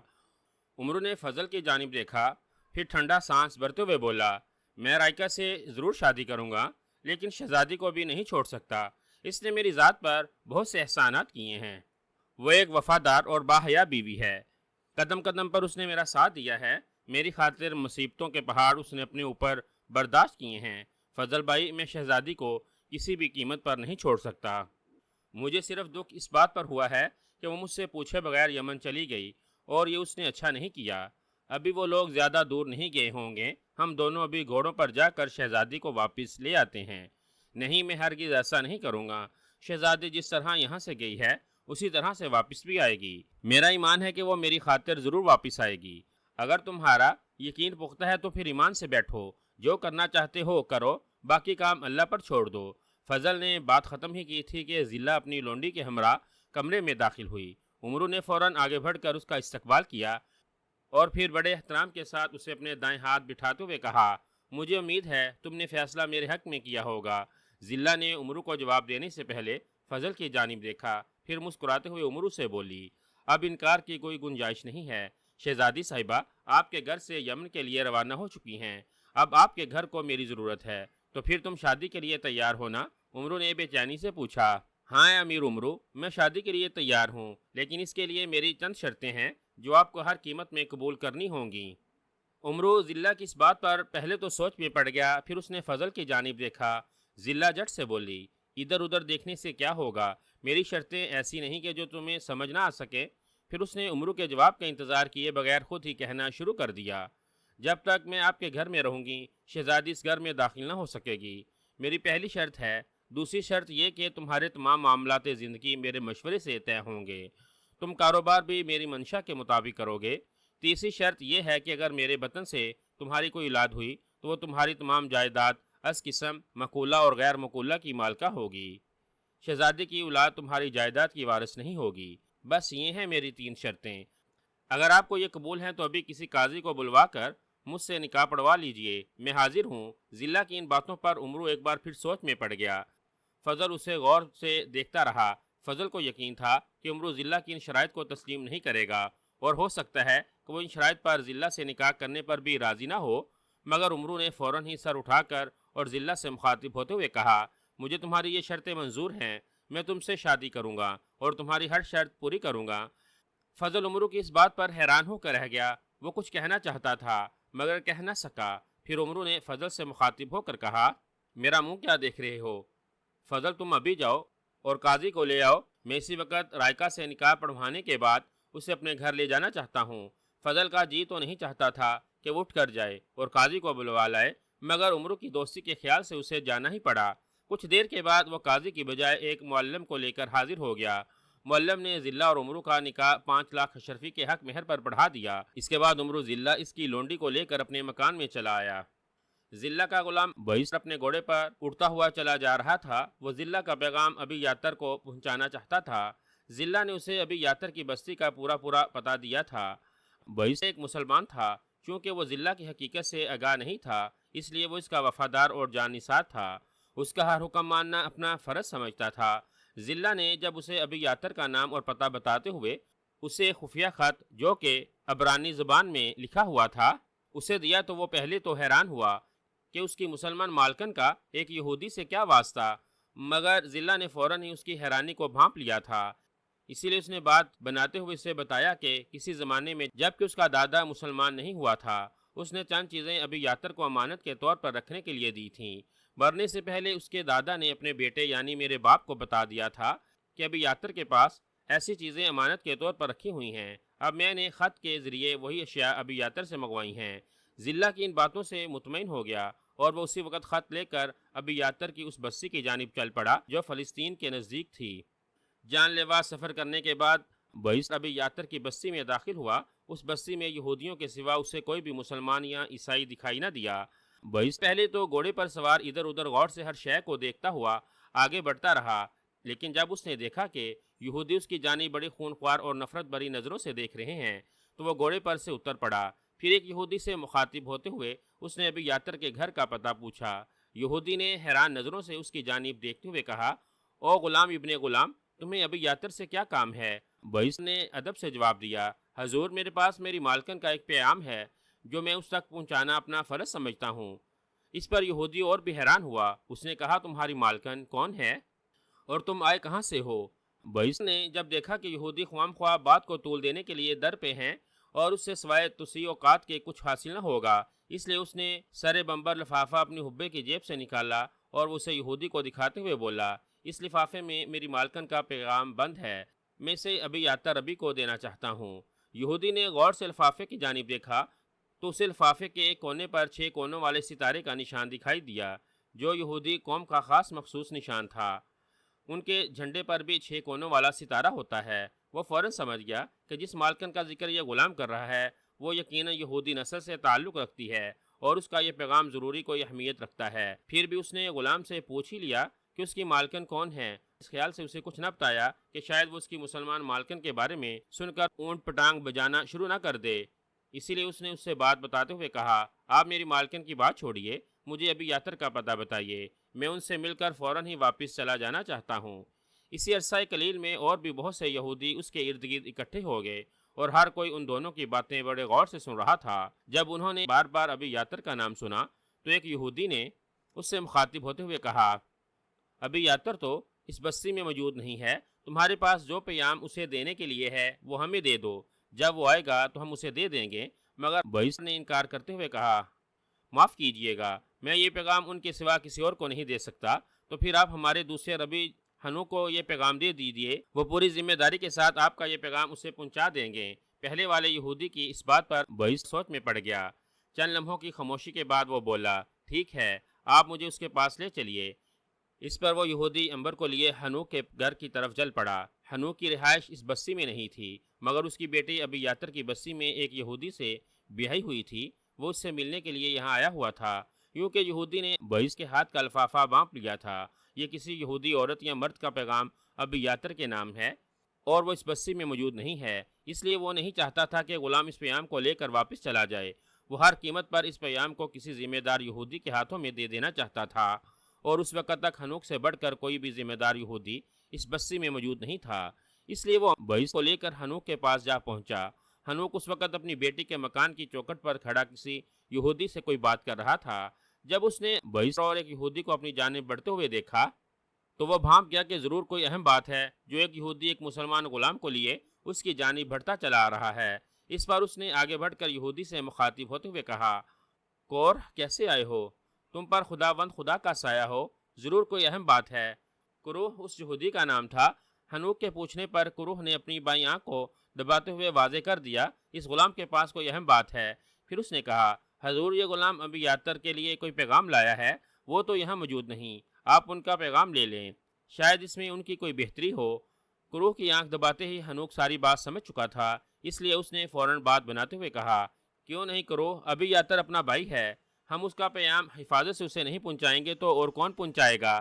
اس پر عنبر آگے بڑھا اور سر ہمبر لفافہ ہنوک کی جانب بڑھاتے ہوئے بولا، حضور اسی سر بمبر لفافے میں ابی یاتر کے لیے پیغام ہے، اگر آپ اس لفافے کو ان تک پہنچا دینے کا وعدہ کریں تو میں آپ کو یہ لفافہ دیے دیتا ہوں۔ اس پر ہنوک نے بوئس کو یقین دلاتے ہوئے کہا، میرے بھائی تم فکر نہ کرو، ہم اس لفافے کو ایک امانت سمجھتے ہوئے اس وقت تک سنبھال کر رکھیں گے جب تک ابی یاتر یہاں نہیں آ جاتا، جب وہ آ جائے گا تو ہم یہ لفافہ اسے دے دیں گے۔ شکریہ، یہ کہتے ہوئے بوئس نے لفافہ ہنوک کے ہاتھ میں دے دیا۔ لفافہ دینے کے بعد ہنوک نے غور سے اسے الٹ پلٹ کر دیکھا، پھر اسے 6 کونوں والا ستارہ دکھائی دے گیا۔ ہنوک نے نشان کو دیکھا تو اس کے ہونٹوں پر ہلکی سی مسکراہٹ پھیل گئی۔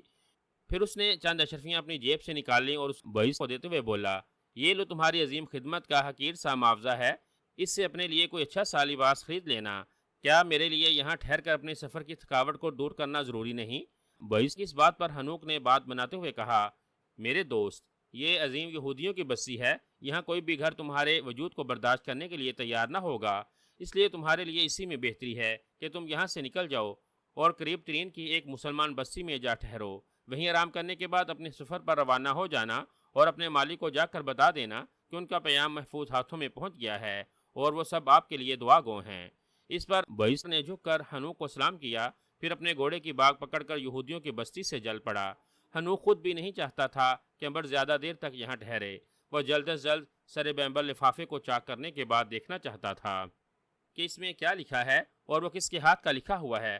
چنانچہ جب بوئس بستی سے نکل گیا تو ہنوک نے کورہ کے سامنے لفافہ چاک کیا، جلد جلد اس کی تحریر پڑھی، پڑھتے ہی اس کے ہونٹوں پر مسکراہٹ پھیل گئی اور چہرہ خوشی کے مارے چمکنے لگا۔ اس نے کورخ سے مخاطب ہوتے ہوئے کہا، کورخ جشن مناؤ، عظیم تر اسرائیل کی عظیم بیٹی ذلہ زندہ ہے اور وہ بصرہ کے اس عمر و یار کو برباد کر رہی ہے جس نے اپنے پیر و مرشد امیر حمزہ کی مدد سے یمن میں یہودیوں کے منصوبے کو ناکام بنایا تھا۔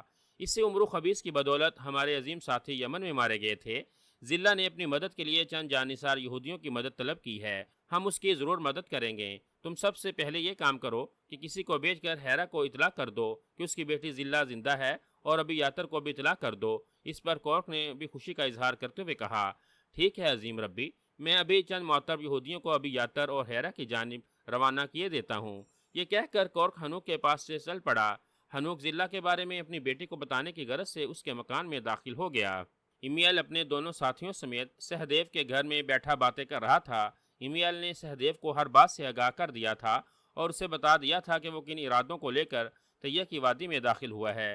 سہدیو اور اس کی بیوی گنتی نے بڑے غور سے اس کی تمام باتیں سنی۔ جب وہ اپنی بات مکمل کر کے چپ ہو گیا تو سہدیو نے اس سے کہا، یہ تو وہی وادی ہے جہاں قارون اور اس کا خزانہ دفن ہوا ہے، اور تمہارے آباء و اجداد 40 برس تک اس وادی میں سرگردہ رہے ہیں، لیکن تعجب ہے کہ تم لوگوں کو اپنی تاریخ اور حقیقت کا علم نہ ہو سکا۔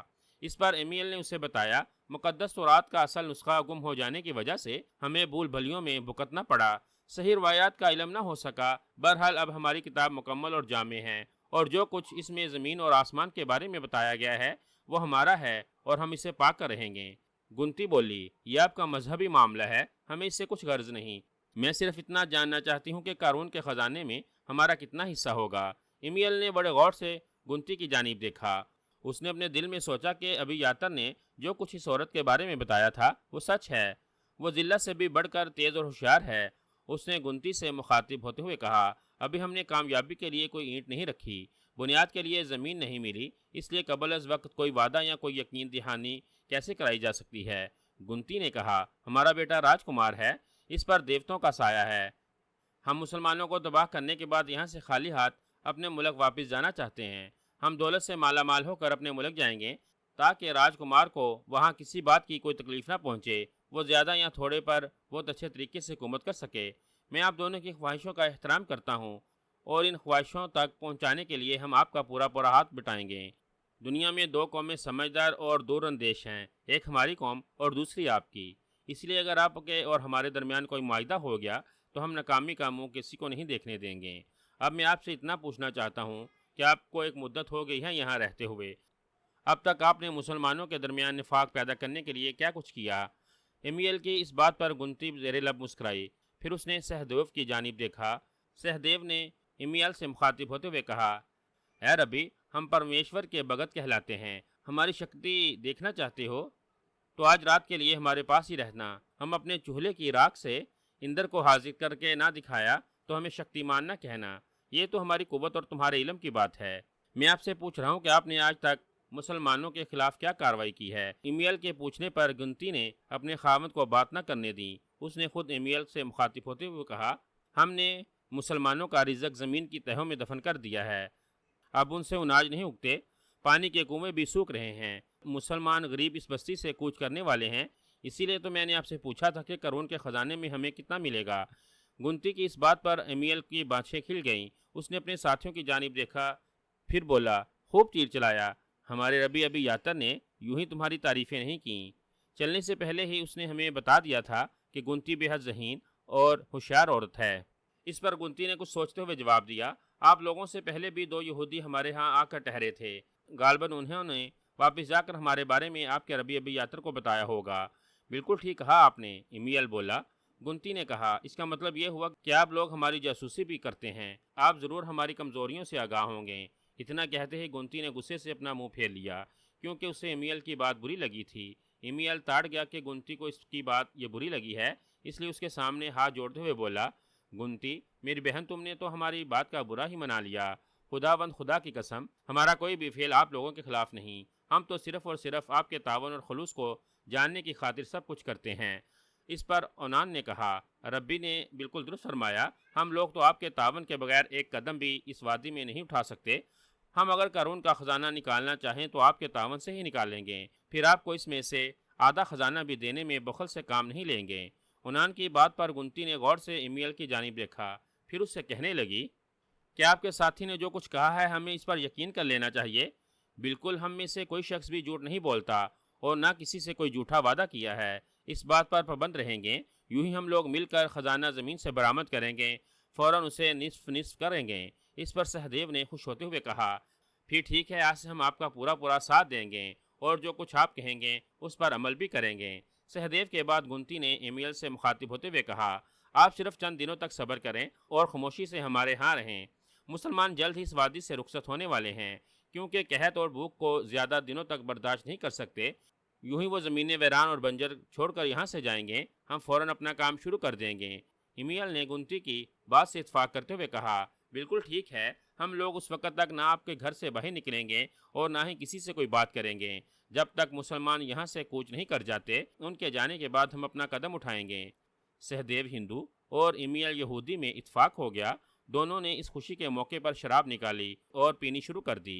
काफ़ी रात गए तक वो शराब पीते रहे और खुशी मनाते रहे। उमरो यार ने जिल्ला और रायका से शादी कर ली, लेकिन चंद दिनों के अंदर ही अंदर उसे पता चल गया कि रायका बहुत होशियार और चालाक औरत है। उसके खूबसूरत चेहरे के पीछे एक ऐसा मक्कार चेहरा भी छुपा हुआ है जिसके बारे में हर किसी को इल्म नहीं हो सकता। उमरो यार बहुत जल्द जिल्ला से बदजन हो गया। अब उसने जिल्ला से पीछा छुड़वाने की कोशिशें शुरू कर दी थीं।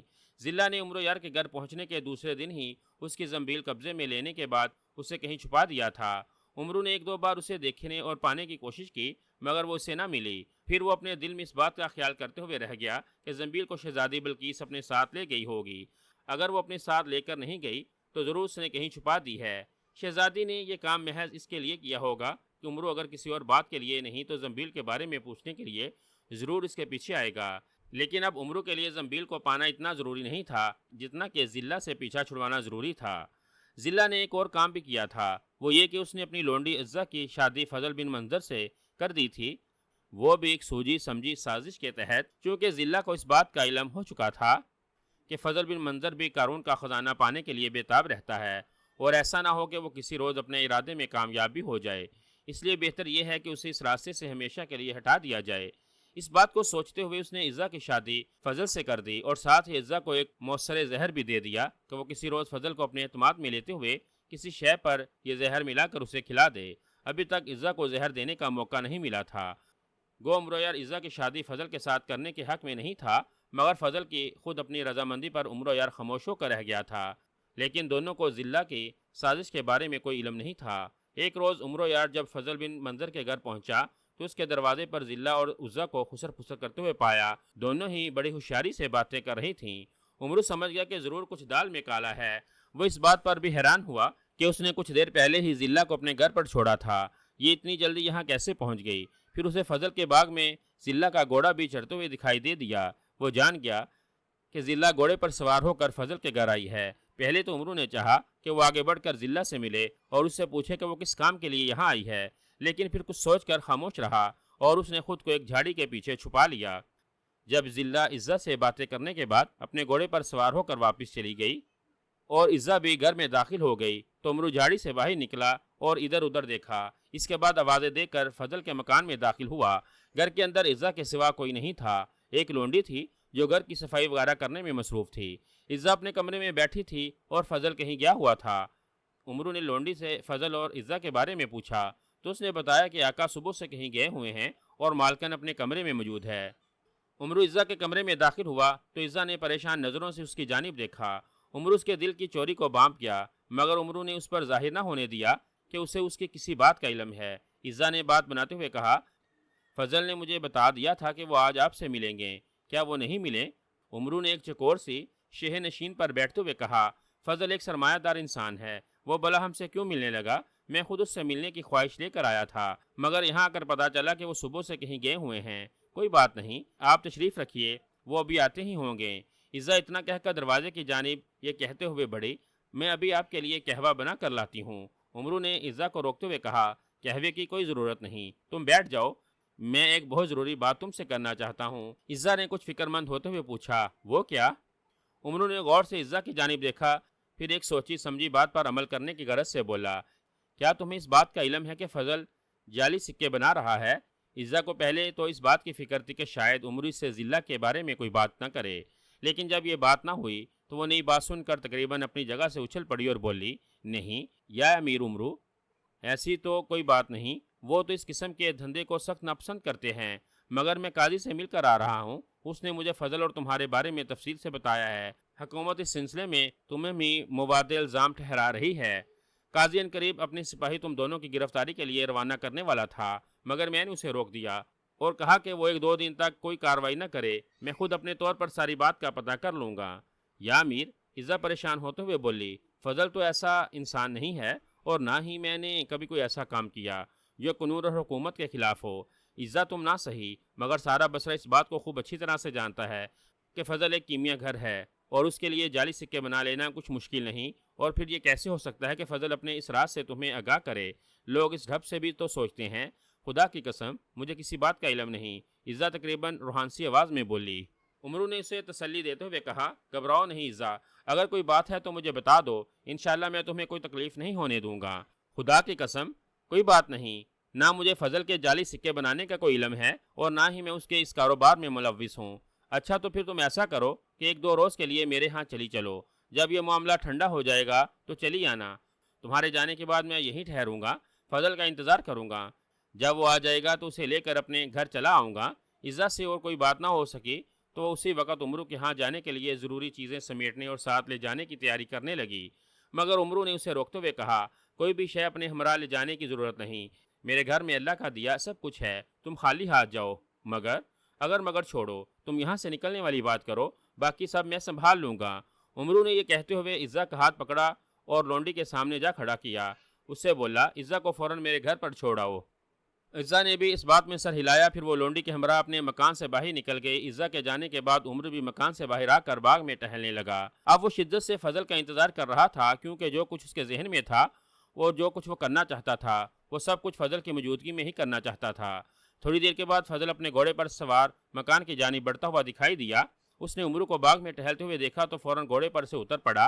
फिर अहलन सहलन मरहबा कहते हुए दोनों दोस्त एक दूसरे से मिले। फजल भी मंजर ने कहा, खैर तो है, घर के अंदर बैठने के बजाय बाग में टहल रहे हो। उमरू ने फजल से कहा, दोस्त मैं तुमसे चंद ज़रूरी बातें करना चाहता हूँ। कैसी बातें करना चाहते हो? बस यूँ समझ लो, तुम्हारी ज़िंदगी और मौत के बारे में। इस पर फजल ने मुस्कुराते हुए कहा, भाई मेरी बात ना करो, मैं तो बहुत मज़े में हूँ। इज़्ज़ा ने मुझे ऐसा सुख और आराम दिया है जिसका मैं तसव्वुर भी नहीं कर सकता। अभी पता चल जाएगा तुम्हें इस औरत ने सुख दिया है या दुख। क्या मतलब? तुम साफ साफ बात क्यों नहीं करते?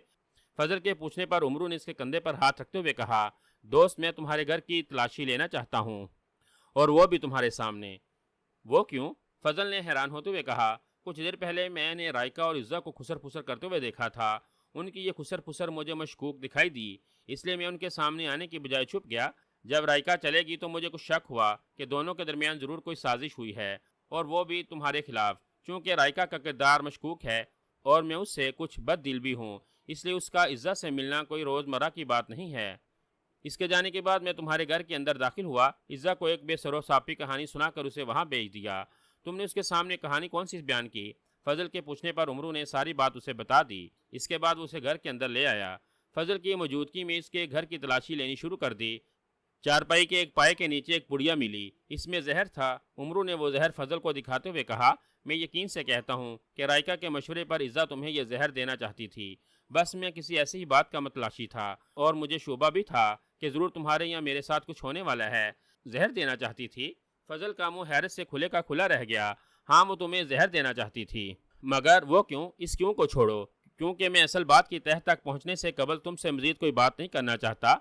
इसलिए तुम अभी मुझसे पूरी बात ना पूछो, मैं इज़्ज़ा का सर फोड़ दूंगा। ये हमाकत न करना। हम इस पुड़िया में इसी रंग की कोई शय डालकर पाए के नीचे रख देते हैं, फिर तुम देखना आया तुम्हें वो जहर देती है या नहीं। इससे इसका असली रूप सामने आ जाएगा और रायका की हकीकत का भी पता चल जाएगा, वो तुम्हारे बारे में कितनी खैर ख्वाह है। मगर इस बात का पता कैसे चलेगा? फजल ने पूछा। उमरू ने फजल को समझाते हुए कहा, मेरे दोस्त, तुम इज़्ज़ा पर किसी किस्म का भरोसा न करो। उसे पहले से ज़्यादा खुश रखने की कोशिश ना करना। उसे यकीन दिलाना कि तुम्हें इससे बेपनाह मोहब्बत है। इसके बाद वो खुद ही दूध में तुम्हें जहर मिला देगी, क्योंकि वो जान जाएगी कि तुम्हें इसके किसी भी फेल पर कोई शुबा है। लेकिन मुझे कैसे पता चलेगा कि उसने दूध में जहर मिलाया है या नहीं? तुम्हें उसके हर फेल पर नज़र रखनी होगी। अपनी लोंडी को समझाना होगा कि शाम को काम से फारिग होते ही वो दूध का गिलास तुम्हारे कमरे में रख दिया करे, ताकि इज़्ज़ा को दूध लाने और तुम्हारी गैर मौजूदगी में कुछ करने का मौका ही ना मिले। अगर मैंने वो दूध पी लिया तो मरूंगा फिर भी नहीं, क्योंकि इसमें कौन सा असली जहर मिला होगा। बिल्कुल ठीक कहा तुमने, लेकिन दूध पीते ही तुम्हें झूठ मूठ मरना होगा। मुझे यकीन है कि इज़्ज़ा तुम्हारी मौत की इतला फ़ौरन मुझे देगी। जब मैं आ जाऊंगा फिर सारा मामला समेट लूँगा। इस पर फजल ने इस बात में सर हिलाते हुए कहा, मुझे इज़्ज़ा पर सख्त गुस्सा आ रहा है उमरू।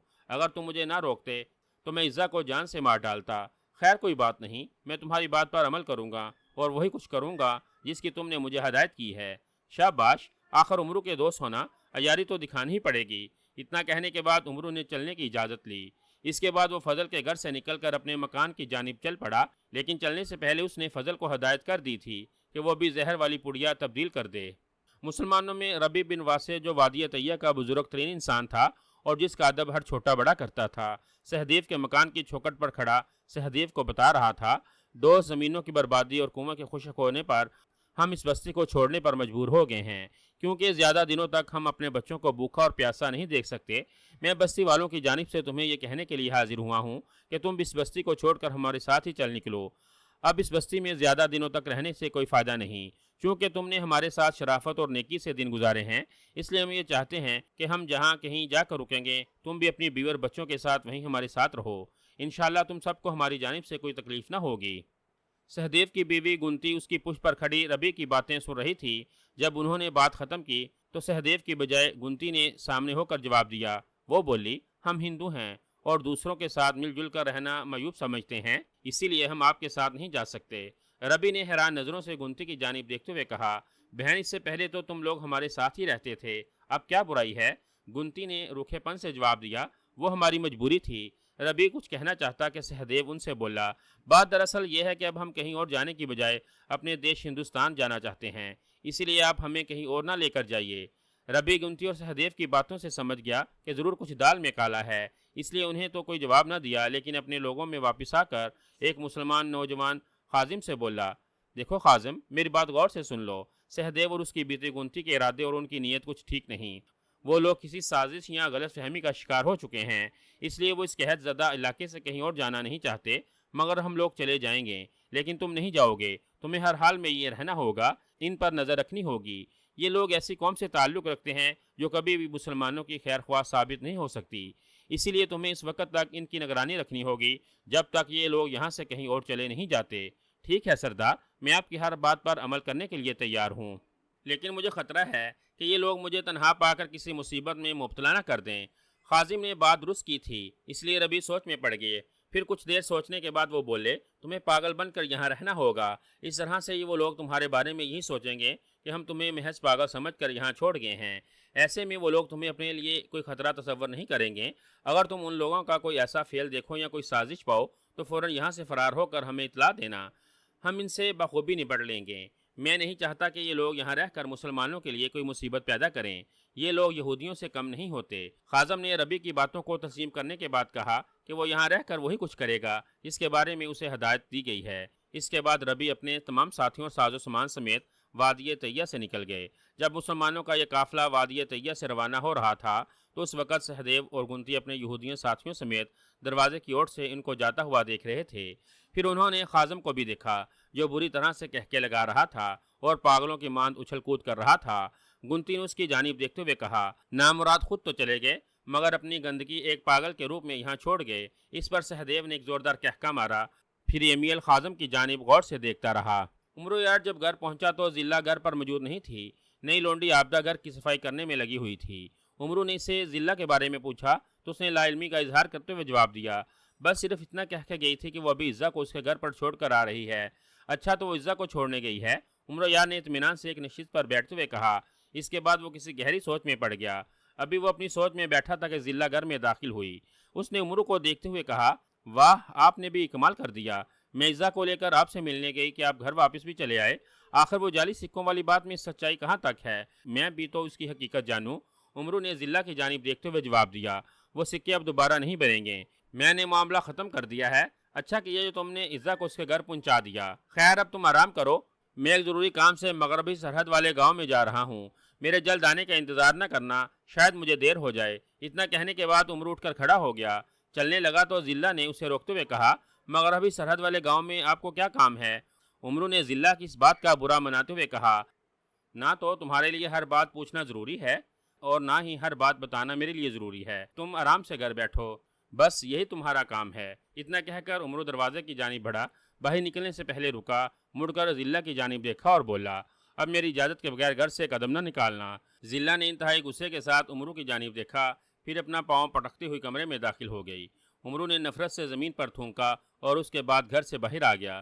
کچھ دیر چپ چاپ دروازے سے باہر کھڑا رہا، اس کے بعد اس نے کچھ اپنے آپ میں سوچا اور فضل کے مکان کی جانب چل پڑا۔ رات پڑنے سے پہلے ہی عمرو فضل کے مکان میں جا داخل ہوا، پھر کسی کو اپنی آمد کی خبر کیے بغیر چھت پر جا چڑھا۔ چھت پر ایک بڑا سا سوراخ جالی سے ڈھکا ہوا تھا، یہ تازہ ہوا اور روشنی کے لیے تھا۔ اسی چھت کے نیچے فضل سوتا تھا۔ فضل کی چارپائی کے پاس سے عزا کی چارپائی بھی تھی۔ عمرو نے دیکھا کہ دونوں اپنی اپنی چارپائیوں پر چپ چاپ لیٹے ہوئے ہیں۔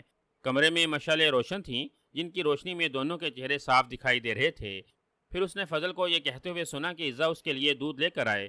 اس پر وہ اپنی چارپائی سے اٹھی، دودھ فضل کے سرہانے کچھ فاصلے پر پڑا تھا۔ عزا نے دودھ اٹھانے سے قبل فضل کی جانب دیکھا۔ جب اس نے فضل کو اپنے آپ میں مگن پایا تو اس نے فوراً ایک پڑیا اپنی جیب سے نکالی اور اسے دودھ میں ملا دیا، پھر بڑے ناز سے گلاس اٹھا کر فضل کے پاس لائی۔ فضل نے گلاس اس کے ہاتھ میں لیتے ہوئے کہا، میرا دل چاہتا ہے کہ آج تم بھی اس دودھ میں سے تھوڑا سا دودھ پی لو۔ فضل کی اس بات پر عزا کے ماتھے پر شکنیں ابھر آئیں، وہ پریشان ہو گئی، لیکن جلد ہی اس نے اپنے آپ پر قابو پاتے ہوئے کہا، میں نے آج اتنی روٹی کھائی ہے کہ اب مزید کسی شے کھانے کی کوئی حاجت نہیں ہے۔ فضل مسکرا پڑا۔ اس کے بعد یوں ہی اس نے گلاس منہ کو لگایا۔ عمرو نے چلا کر اسے زور سے آواز دیتے ہوئے کہا، فضل دودھ نہ پینا، اس میں زہر ہے۔ فضل نے فوراً گلاس منہ سے ہٹا لیا۔ اس کے بعد چھت کی جانب دیکھتے ہوئے بولا، یہ تو عمرو کی آواز ہے۔ عزا نے گھبرائی ہوئی نظروں سے ادھر ادھر دیکھا۔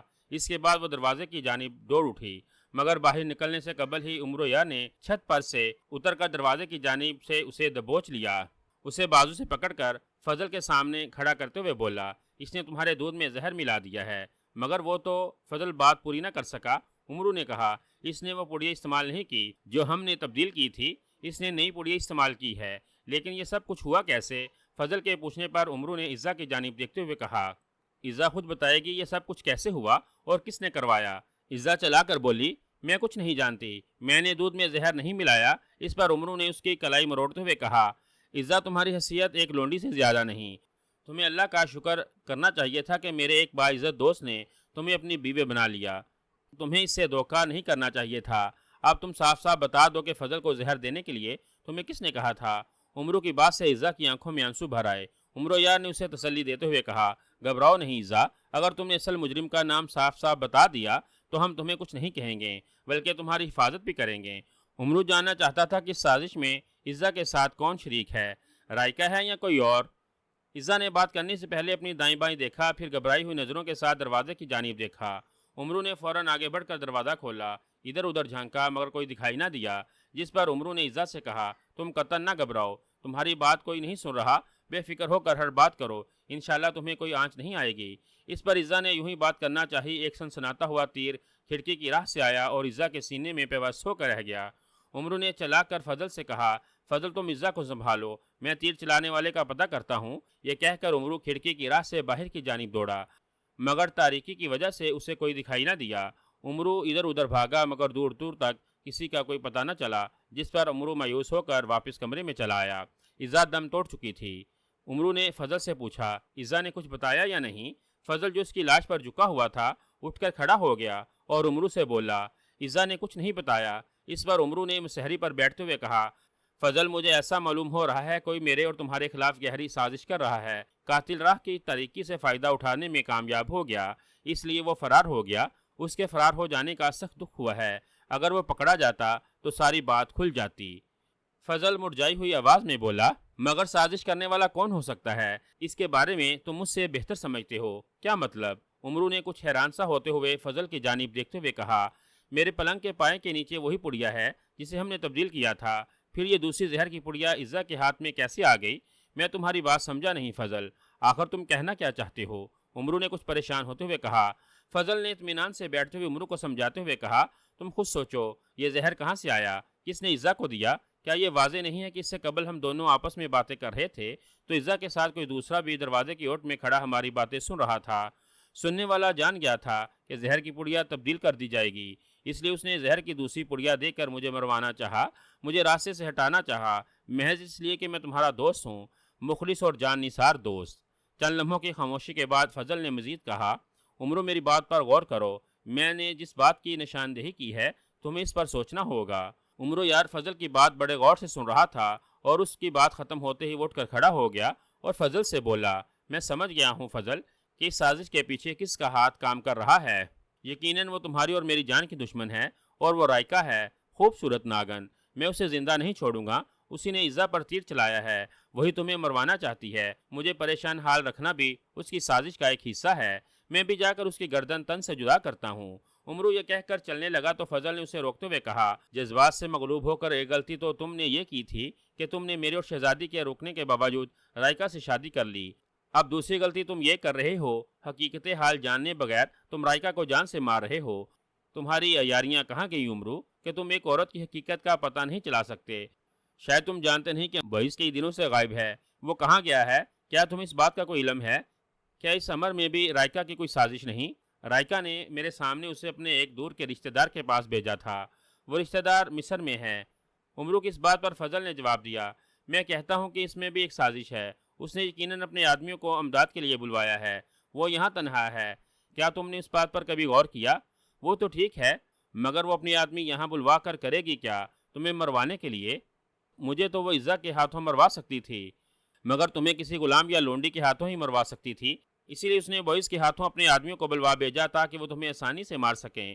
فضل کی باتوں سے عمرو سخت پریشان ہوا، اس کی سمجھ میں نہیں آ رہا تھا کہ وہ فضل سے کیا کہے اور کیا نہیں، لیکن وہ اتنی بات ضرور سمجھ گیا تھا کہ اس کے اور فضل کے خلاف جو کچھ بھی ہو رہا ہے اس میں رائکا کا ضرور ہاتھ ہے۔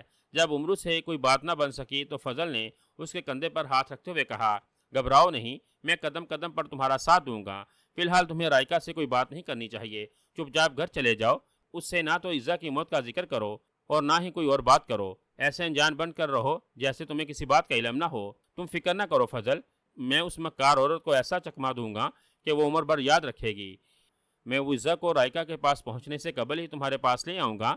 مجھے امید ہے کہ وہ حقیقت حال سے بھی ہمیں آگاہ کر دے گا، ہم اسے لالچ دے کر اپنے ساتھ ملا لیں گے۔ فضل بولا، ٹھیک ہے، میں تمہاری اس بات پر متفق ہوں، اب تم جاؤ، میں عزا کی لاش کو سنبھالتا ہوں۔ اس پر عمرو نے فضل سے ہاتھ ملایا اور اپنے گھر کی جانب چل پڑا۔ گنتی ایک بت کے سامنے اپنی آنکھیں بند کیے بیٹھی تھی۔ اس کی پشت پر اس کا شوہر سہدیو اور اس کا بیٹا راج کمار بیٹھا تھا۔ کچھ فاصلے پر ایمیل اور اس کے دونوں ساتھی اونان اور راخیل بیٹھے ہوئے تھے۔ ایمیل بڑے غور سے گنتی اور اس کے سامنے رکھے ہوئے بت کی جانب دیکھ رہا تھا۔ گنتی کہہ رہی تھی، جے ہو دیتا، جے ہو تیری۔ اتنا کہنے کے بعد گنتی نے کئی بار اپنے سر کو اس بت کے آگے جھکایا، پھر اس نے اپنے بال کھول دیے اور اپنے بالوں کو بت کے قدموں کے آگے ڈالتے ہوئے جھک گئی۔ کافی دیر تک جھکی رہی اور کسی انہونی زبان میں کچھ کہتی رہی۔ پھر اس نے اپنے سر کو اوپر اٹھایا اور بت کی جانب غور سے دیکھا۔ ایمیل گنتی کی ایک ایک حرکت کو بڑے غور اور فکر سے دیکھ رہا تھا۔ اس کے دونوں ساتھی بھی گنتی کی حرکتوں کا جائزہ لے رہے تھے۔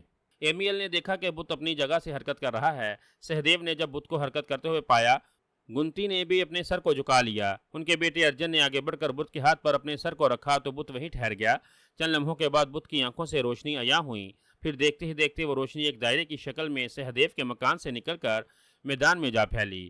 گنتی نے فوراً اپنے سر کو اٹھایا، اسی وقت باہر گئی، روشنی کو دیکھا جو ایک ویران کھیت تک محدود ہو کر رہ گئی تھی، اس سے آگے نہیں بڑھی تھی۔ گنتی نے خوشی میں آ کر نرسنگا اٹھایا اور بجانا شروع کر دیا۔ سہدیو بھی اپنی جگہ سے اٹھ کر کھڑا ہو گیا اور اس نے بھی پاگلوں کی طرح ناچنا اور بت کے گن گانے شروع کر دیے۔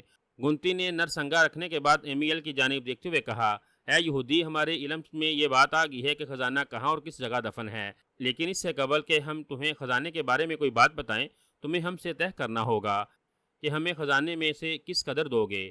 میں ایک بار پھر خزانے کی تقسیم کے بارے میں بات کرنا چاہتی ہوں۔ ایمیل نے گنتی کے اس طرح مخاطب کرنے کو بہت ہی برا خیال کیا۔ اس نے کوئی بات کرنے سے پہلے اونان کو اشارہ کیا کہ وہ باہر نکل کر دیکھے کہ بت کی آنکھ سے نکلی ہوئی روشنی کس مقام پر جا ٹھہری ہے۔ وہ گنتی کے جواب دینے سے پہلے ہی خود جان لینا چاہتا تھا کہ کس مقام پر خزانہ موجود ہے۔ بت کی آنکھوں سے نکلی ہوئی روشنی کے سوا کوئی بھی قارون کے خزانے کے بارے میں کچھ نہیں بتا سکتا۔ اسی روشنی نے ایک خاص مقام پر ٹھہر کر گنتی کو اشارہ دیا ہے کہ خزانہ یہاں دفن ہے۔ لیکن جب اونان اٹھ کر باہر جانے لگا تو روشنی کی لکیر کمرے میں وارد ہو گئی اور وہ سیدھی ارجن کے دماغ سے جا ٹکرائی اور اس کے بعد سب کی نظروں کے سامنے سے غائب ہو گئی۔ اونان نے باہر جا کر دیکھا تو اسے سوائے اندھیرے کے کچھ دکھائی نہ دیا۔ اس نے ایمیل کی جانب دیکھا۔ ایمیل نے اسے اشارہ کیا کہ وہ آرام سے بیٹھ جائے کیونکہ اب باہر جانے کا کوئی فائدہ نہیں۔ سہدیو نے بھی ایمیل سے مخاطب ہوتے ہوئے وہی بات دہرائی جو گنتی نے اس سے کی تھی۔ ایمیل نے باری باری سے دونوں کی جانب دیکھا، پھر اس نے گنتی کو مخاطب کرتے ہوئے کہا، میں اپنی باوقار قوم کا معزز فرد ہوں، اچھی زبان اور اچھے الفاظ میری میراث سے تعلق رکھتے ہیں، اس لیے تمہیں بات کرنے سے پہلے میری میراث کے الفاظ یاد کر لینے چاہیے تاکہ تمہاری زبان سے میرے لیے کوئی بے ادبی کا لفظ نہ نکلے۔ گنتی نے بھی ایمیل کی بات کا برا مناتے ہوئے کہا، ہماری زمینیں زرخیز ہیں اور ہم خود مرتبہ رکھنے والے لوگ ہیں، اس لیے ہم کسی طرح بھی تم لوگوں سے کم نہیں۔ یہاں اب تمہارے اور ہمارے درمیان اونچ پٹانگ کی بات نہیں چلے گی، خزانے کی بات چلے گی۔ اگر ہم تمہیں دفن شدہ خزانے کی جگہ کے بارے میں بتا دیں تو تم اسے نکالنے کے بعد ہم اس خزانے میں سے کتنا حصہ دو گے؟ سہدیو بولا، ہمارے ساتھ صرف حصے کی بات کرو اور کوئی بات نہ کرو۔ ایمیل اٹھ کر کھڑا ہو گیا اور اس کے ساتھ ہی راخیل اور اونان بھی اٹھ کر کھڑے ہو گئے۔ ایمیل نے بات کرنے سے پہلے باہر کی جانب جھانکا، پھر اس نے گنتی اور سہدیو سے مخاطب ہوتے ہوئے کہا، خزانے کا علم لے کر ہم لوگ تم تک پہنچے ہیں، تم لوگوں نے اپنے علم سے خزانے کی نشاندہی کی ہے، اس لیے ہم لوگ خزانے میں برابر کے حصے دار ہیں، یعنی جتنا خزانہ ہم لوگ لیں گے اتنا ہی تم لوگوں کو بھی ملے گا۔ اس کے بارے میں ہم تمہیں پہلے بھی کہہ چکے ہیں۔ ایمیل کی اس بات پر گنتی کی باتیں کھل گئیں۔ اس نے ایک زوردار کہکا مارتے ہوئے کہا، اچھا کیا جو تم جلد مان گے، اگر نہ مانتے تو شاید ہمارے اور تمہارے درمیان اسی بات پر کوئی جھگڑا ہو جاتا۔ اب میرا بیٹا راج کمار بنے گا، میں اس کے سر پر سونے کا تاج رکھوں گی۔ اتنا کہنے کے بعد گنتی نے اپنے بیٹے ارجن کی جانب دیکھا جس کا سر ابھی تک بت کے قدموں پر جھکا ہوا تھا۔ گنتی نے آگے بڑھ کر اس کے شانے پر ہاتھ رکھا تو اس کا سر زمین پر جا گرا۔ گنتی نے ایک دم جھک کر جب اس کے سر اور جسم کو اٹھایا تو وہ مرا پڑا تھا۔ گنتی کے منہ سے چیخ نکل گئی۔ اس نے بت کی جانب دیکھا تو بت بھی دھڑم سے زمین پر گر پڑا اور گرتے ہی بے شمار ٹکڑوں میں بکھر کے رہ گیا۔ سہدیو نے سہمی ہوئی نظروں سے ارجن کی لاش اور ٹوٹے ہوئے بت کی جانب دیکھنا شروع کر دیا۔ اسی دم گھر سے باہر کسی کے زوردار کہکوں کی آواز سنائی دینے لگی۔ گنتی نے اپنے دونوں کانوں پر ہاتھ رکھ لیے۔ सहदेव ने खौफजदा होकर बाहर की जानिब देखना शुरू कर दिया। एमियल आगे बढ़ा। उसने सहदेव के कंधे पर हाथ रखते हुए कहा, घबराओ नहीं सहदेव, ये किसी देवता के कहके नहीं हैं, ये उसी खाजम के कहके हैं जिसे बस्ती वाले पागल समझकर यहाँ छोड़ गए हैं। सहदेव और गुंती दोनों एक दूसरे की जानिब देखने लगे। उनके बेटे की लाश सामने पड़ी थी। खजाने पर यह उनकी पहली कुर्बानी थी। काजी और उसके सिपाही फजल के दरवाजे पर खड़े थे। काजी के पास जिल्ला भी खड़ी थी। उमरू अंदर फजल को लेने गया हुआ था। इज़्ज़ा के कत्ल पर जिल्ला ने फजल के खिलाफ काजी की अदालत में दावा दायर कर दिया था। इसने काजी को साफ साफ लफ्जों में बता दिया था कि फजल ने इसकी लोडी इज़्ज़ा को जान से मारा है। उमरू को जिल्ला की बात का पता चल चुका था। इसने उसे रोकने और फजल के खिलाफ मुकदमा दायर करने से मना भी किया, मगर वो बाज ना आई। इसने वही कुछ किया जो चाहती थी। मुकदमा दायर होने के बाद काजी ने जिल्ला और उमरू को भी अपने हमरा ले लिया ताकि उनके सामने ही फजल को गिरफ्तार किया जाए तो अच्छा है। इसलिए जिल्ला को तसल्ली हो जाएगी कि इसने जो मुकदमा दायर किया है इस पर कार्रवाई दुरुस्त तरीके से हो रही है। जब उमरू फजल को लेने के लिए अंदर पहुंचा तो फजल बड़े इत्मीनान से बैठा कहवा पी रहा था। उमरू को देखा तो उसने कहवे की चुस्की लेने के बाद कहा, उमरू तुम जिस गरज से आए हो उसे मैं जानता हूँ।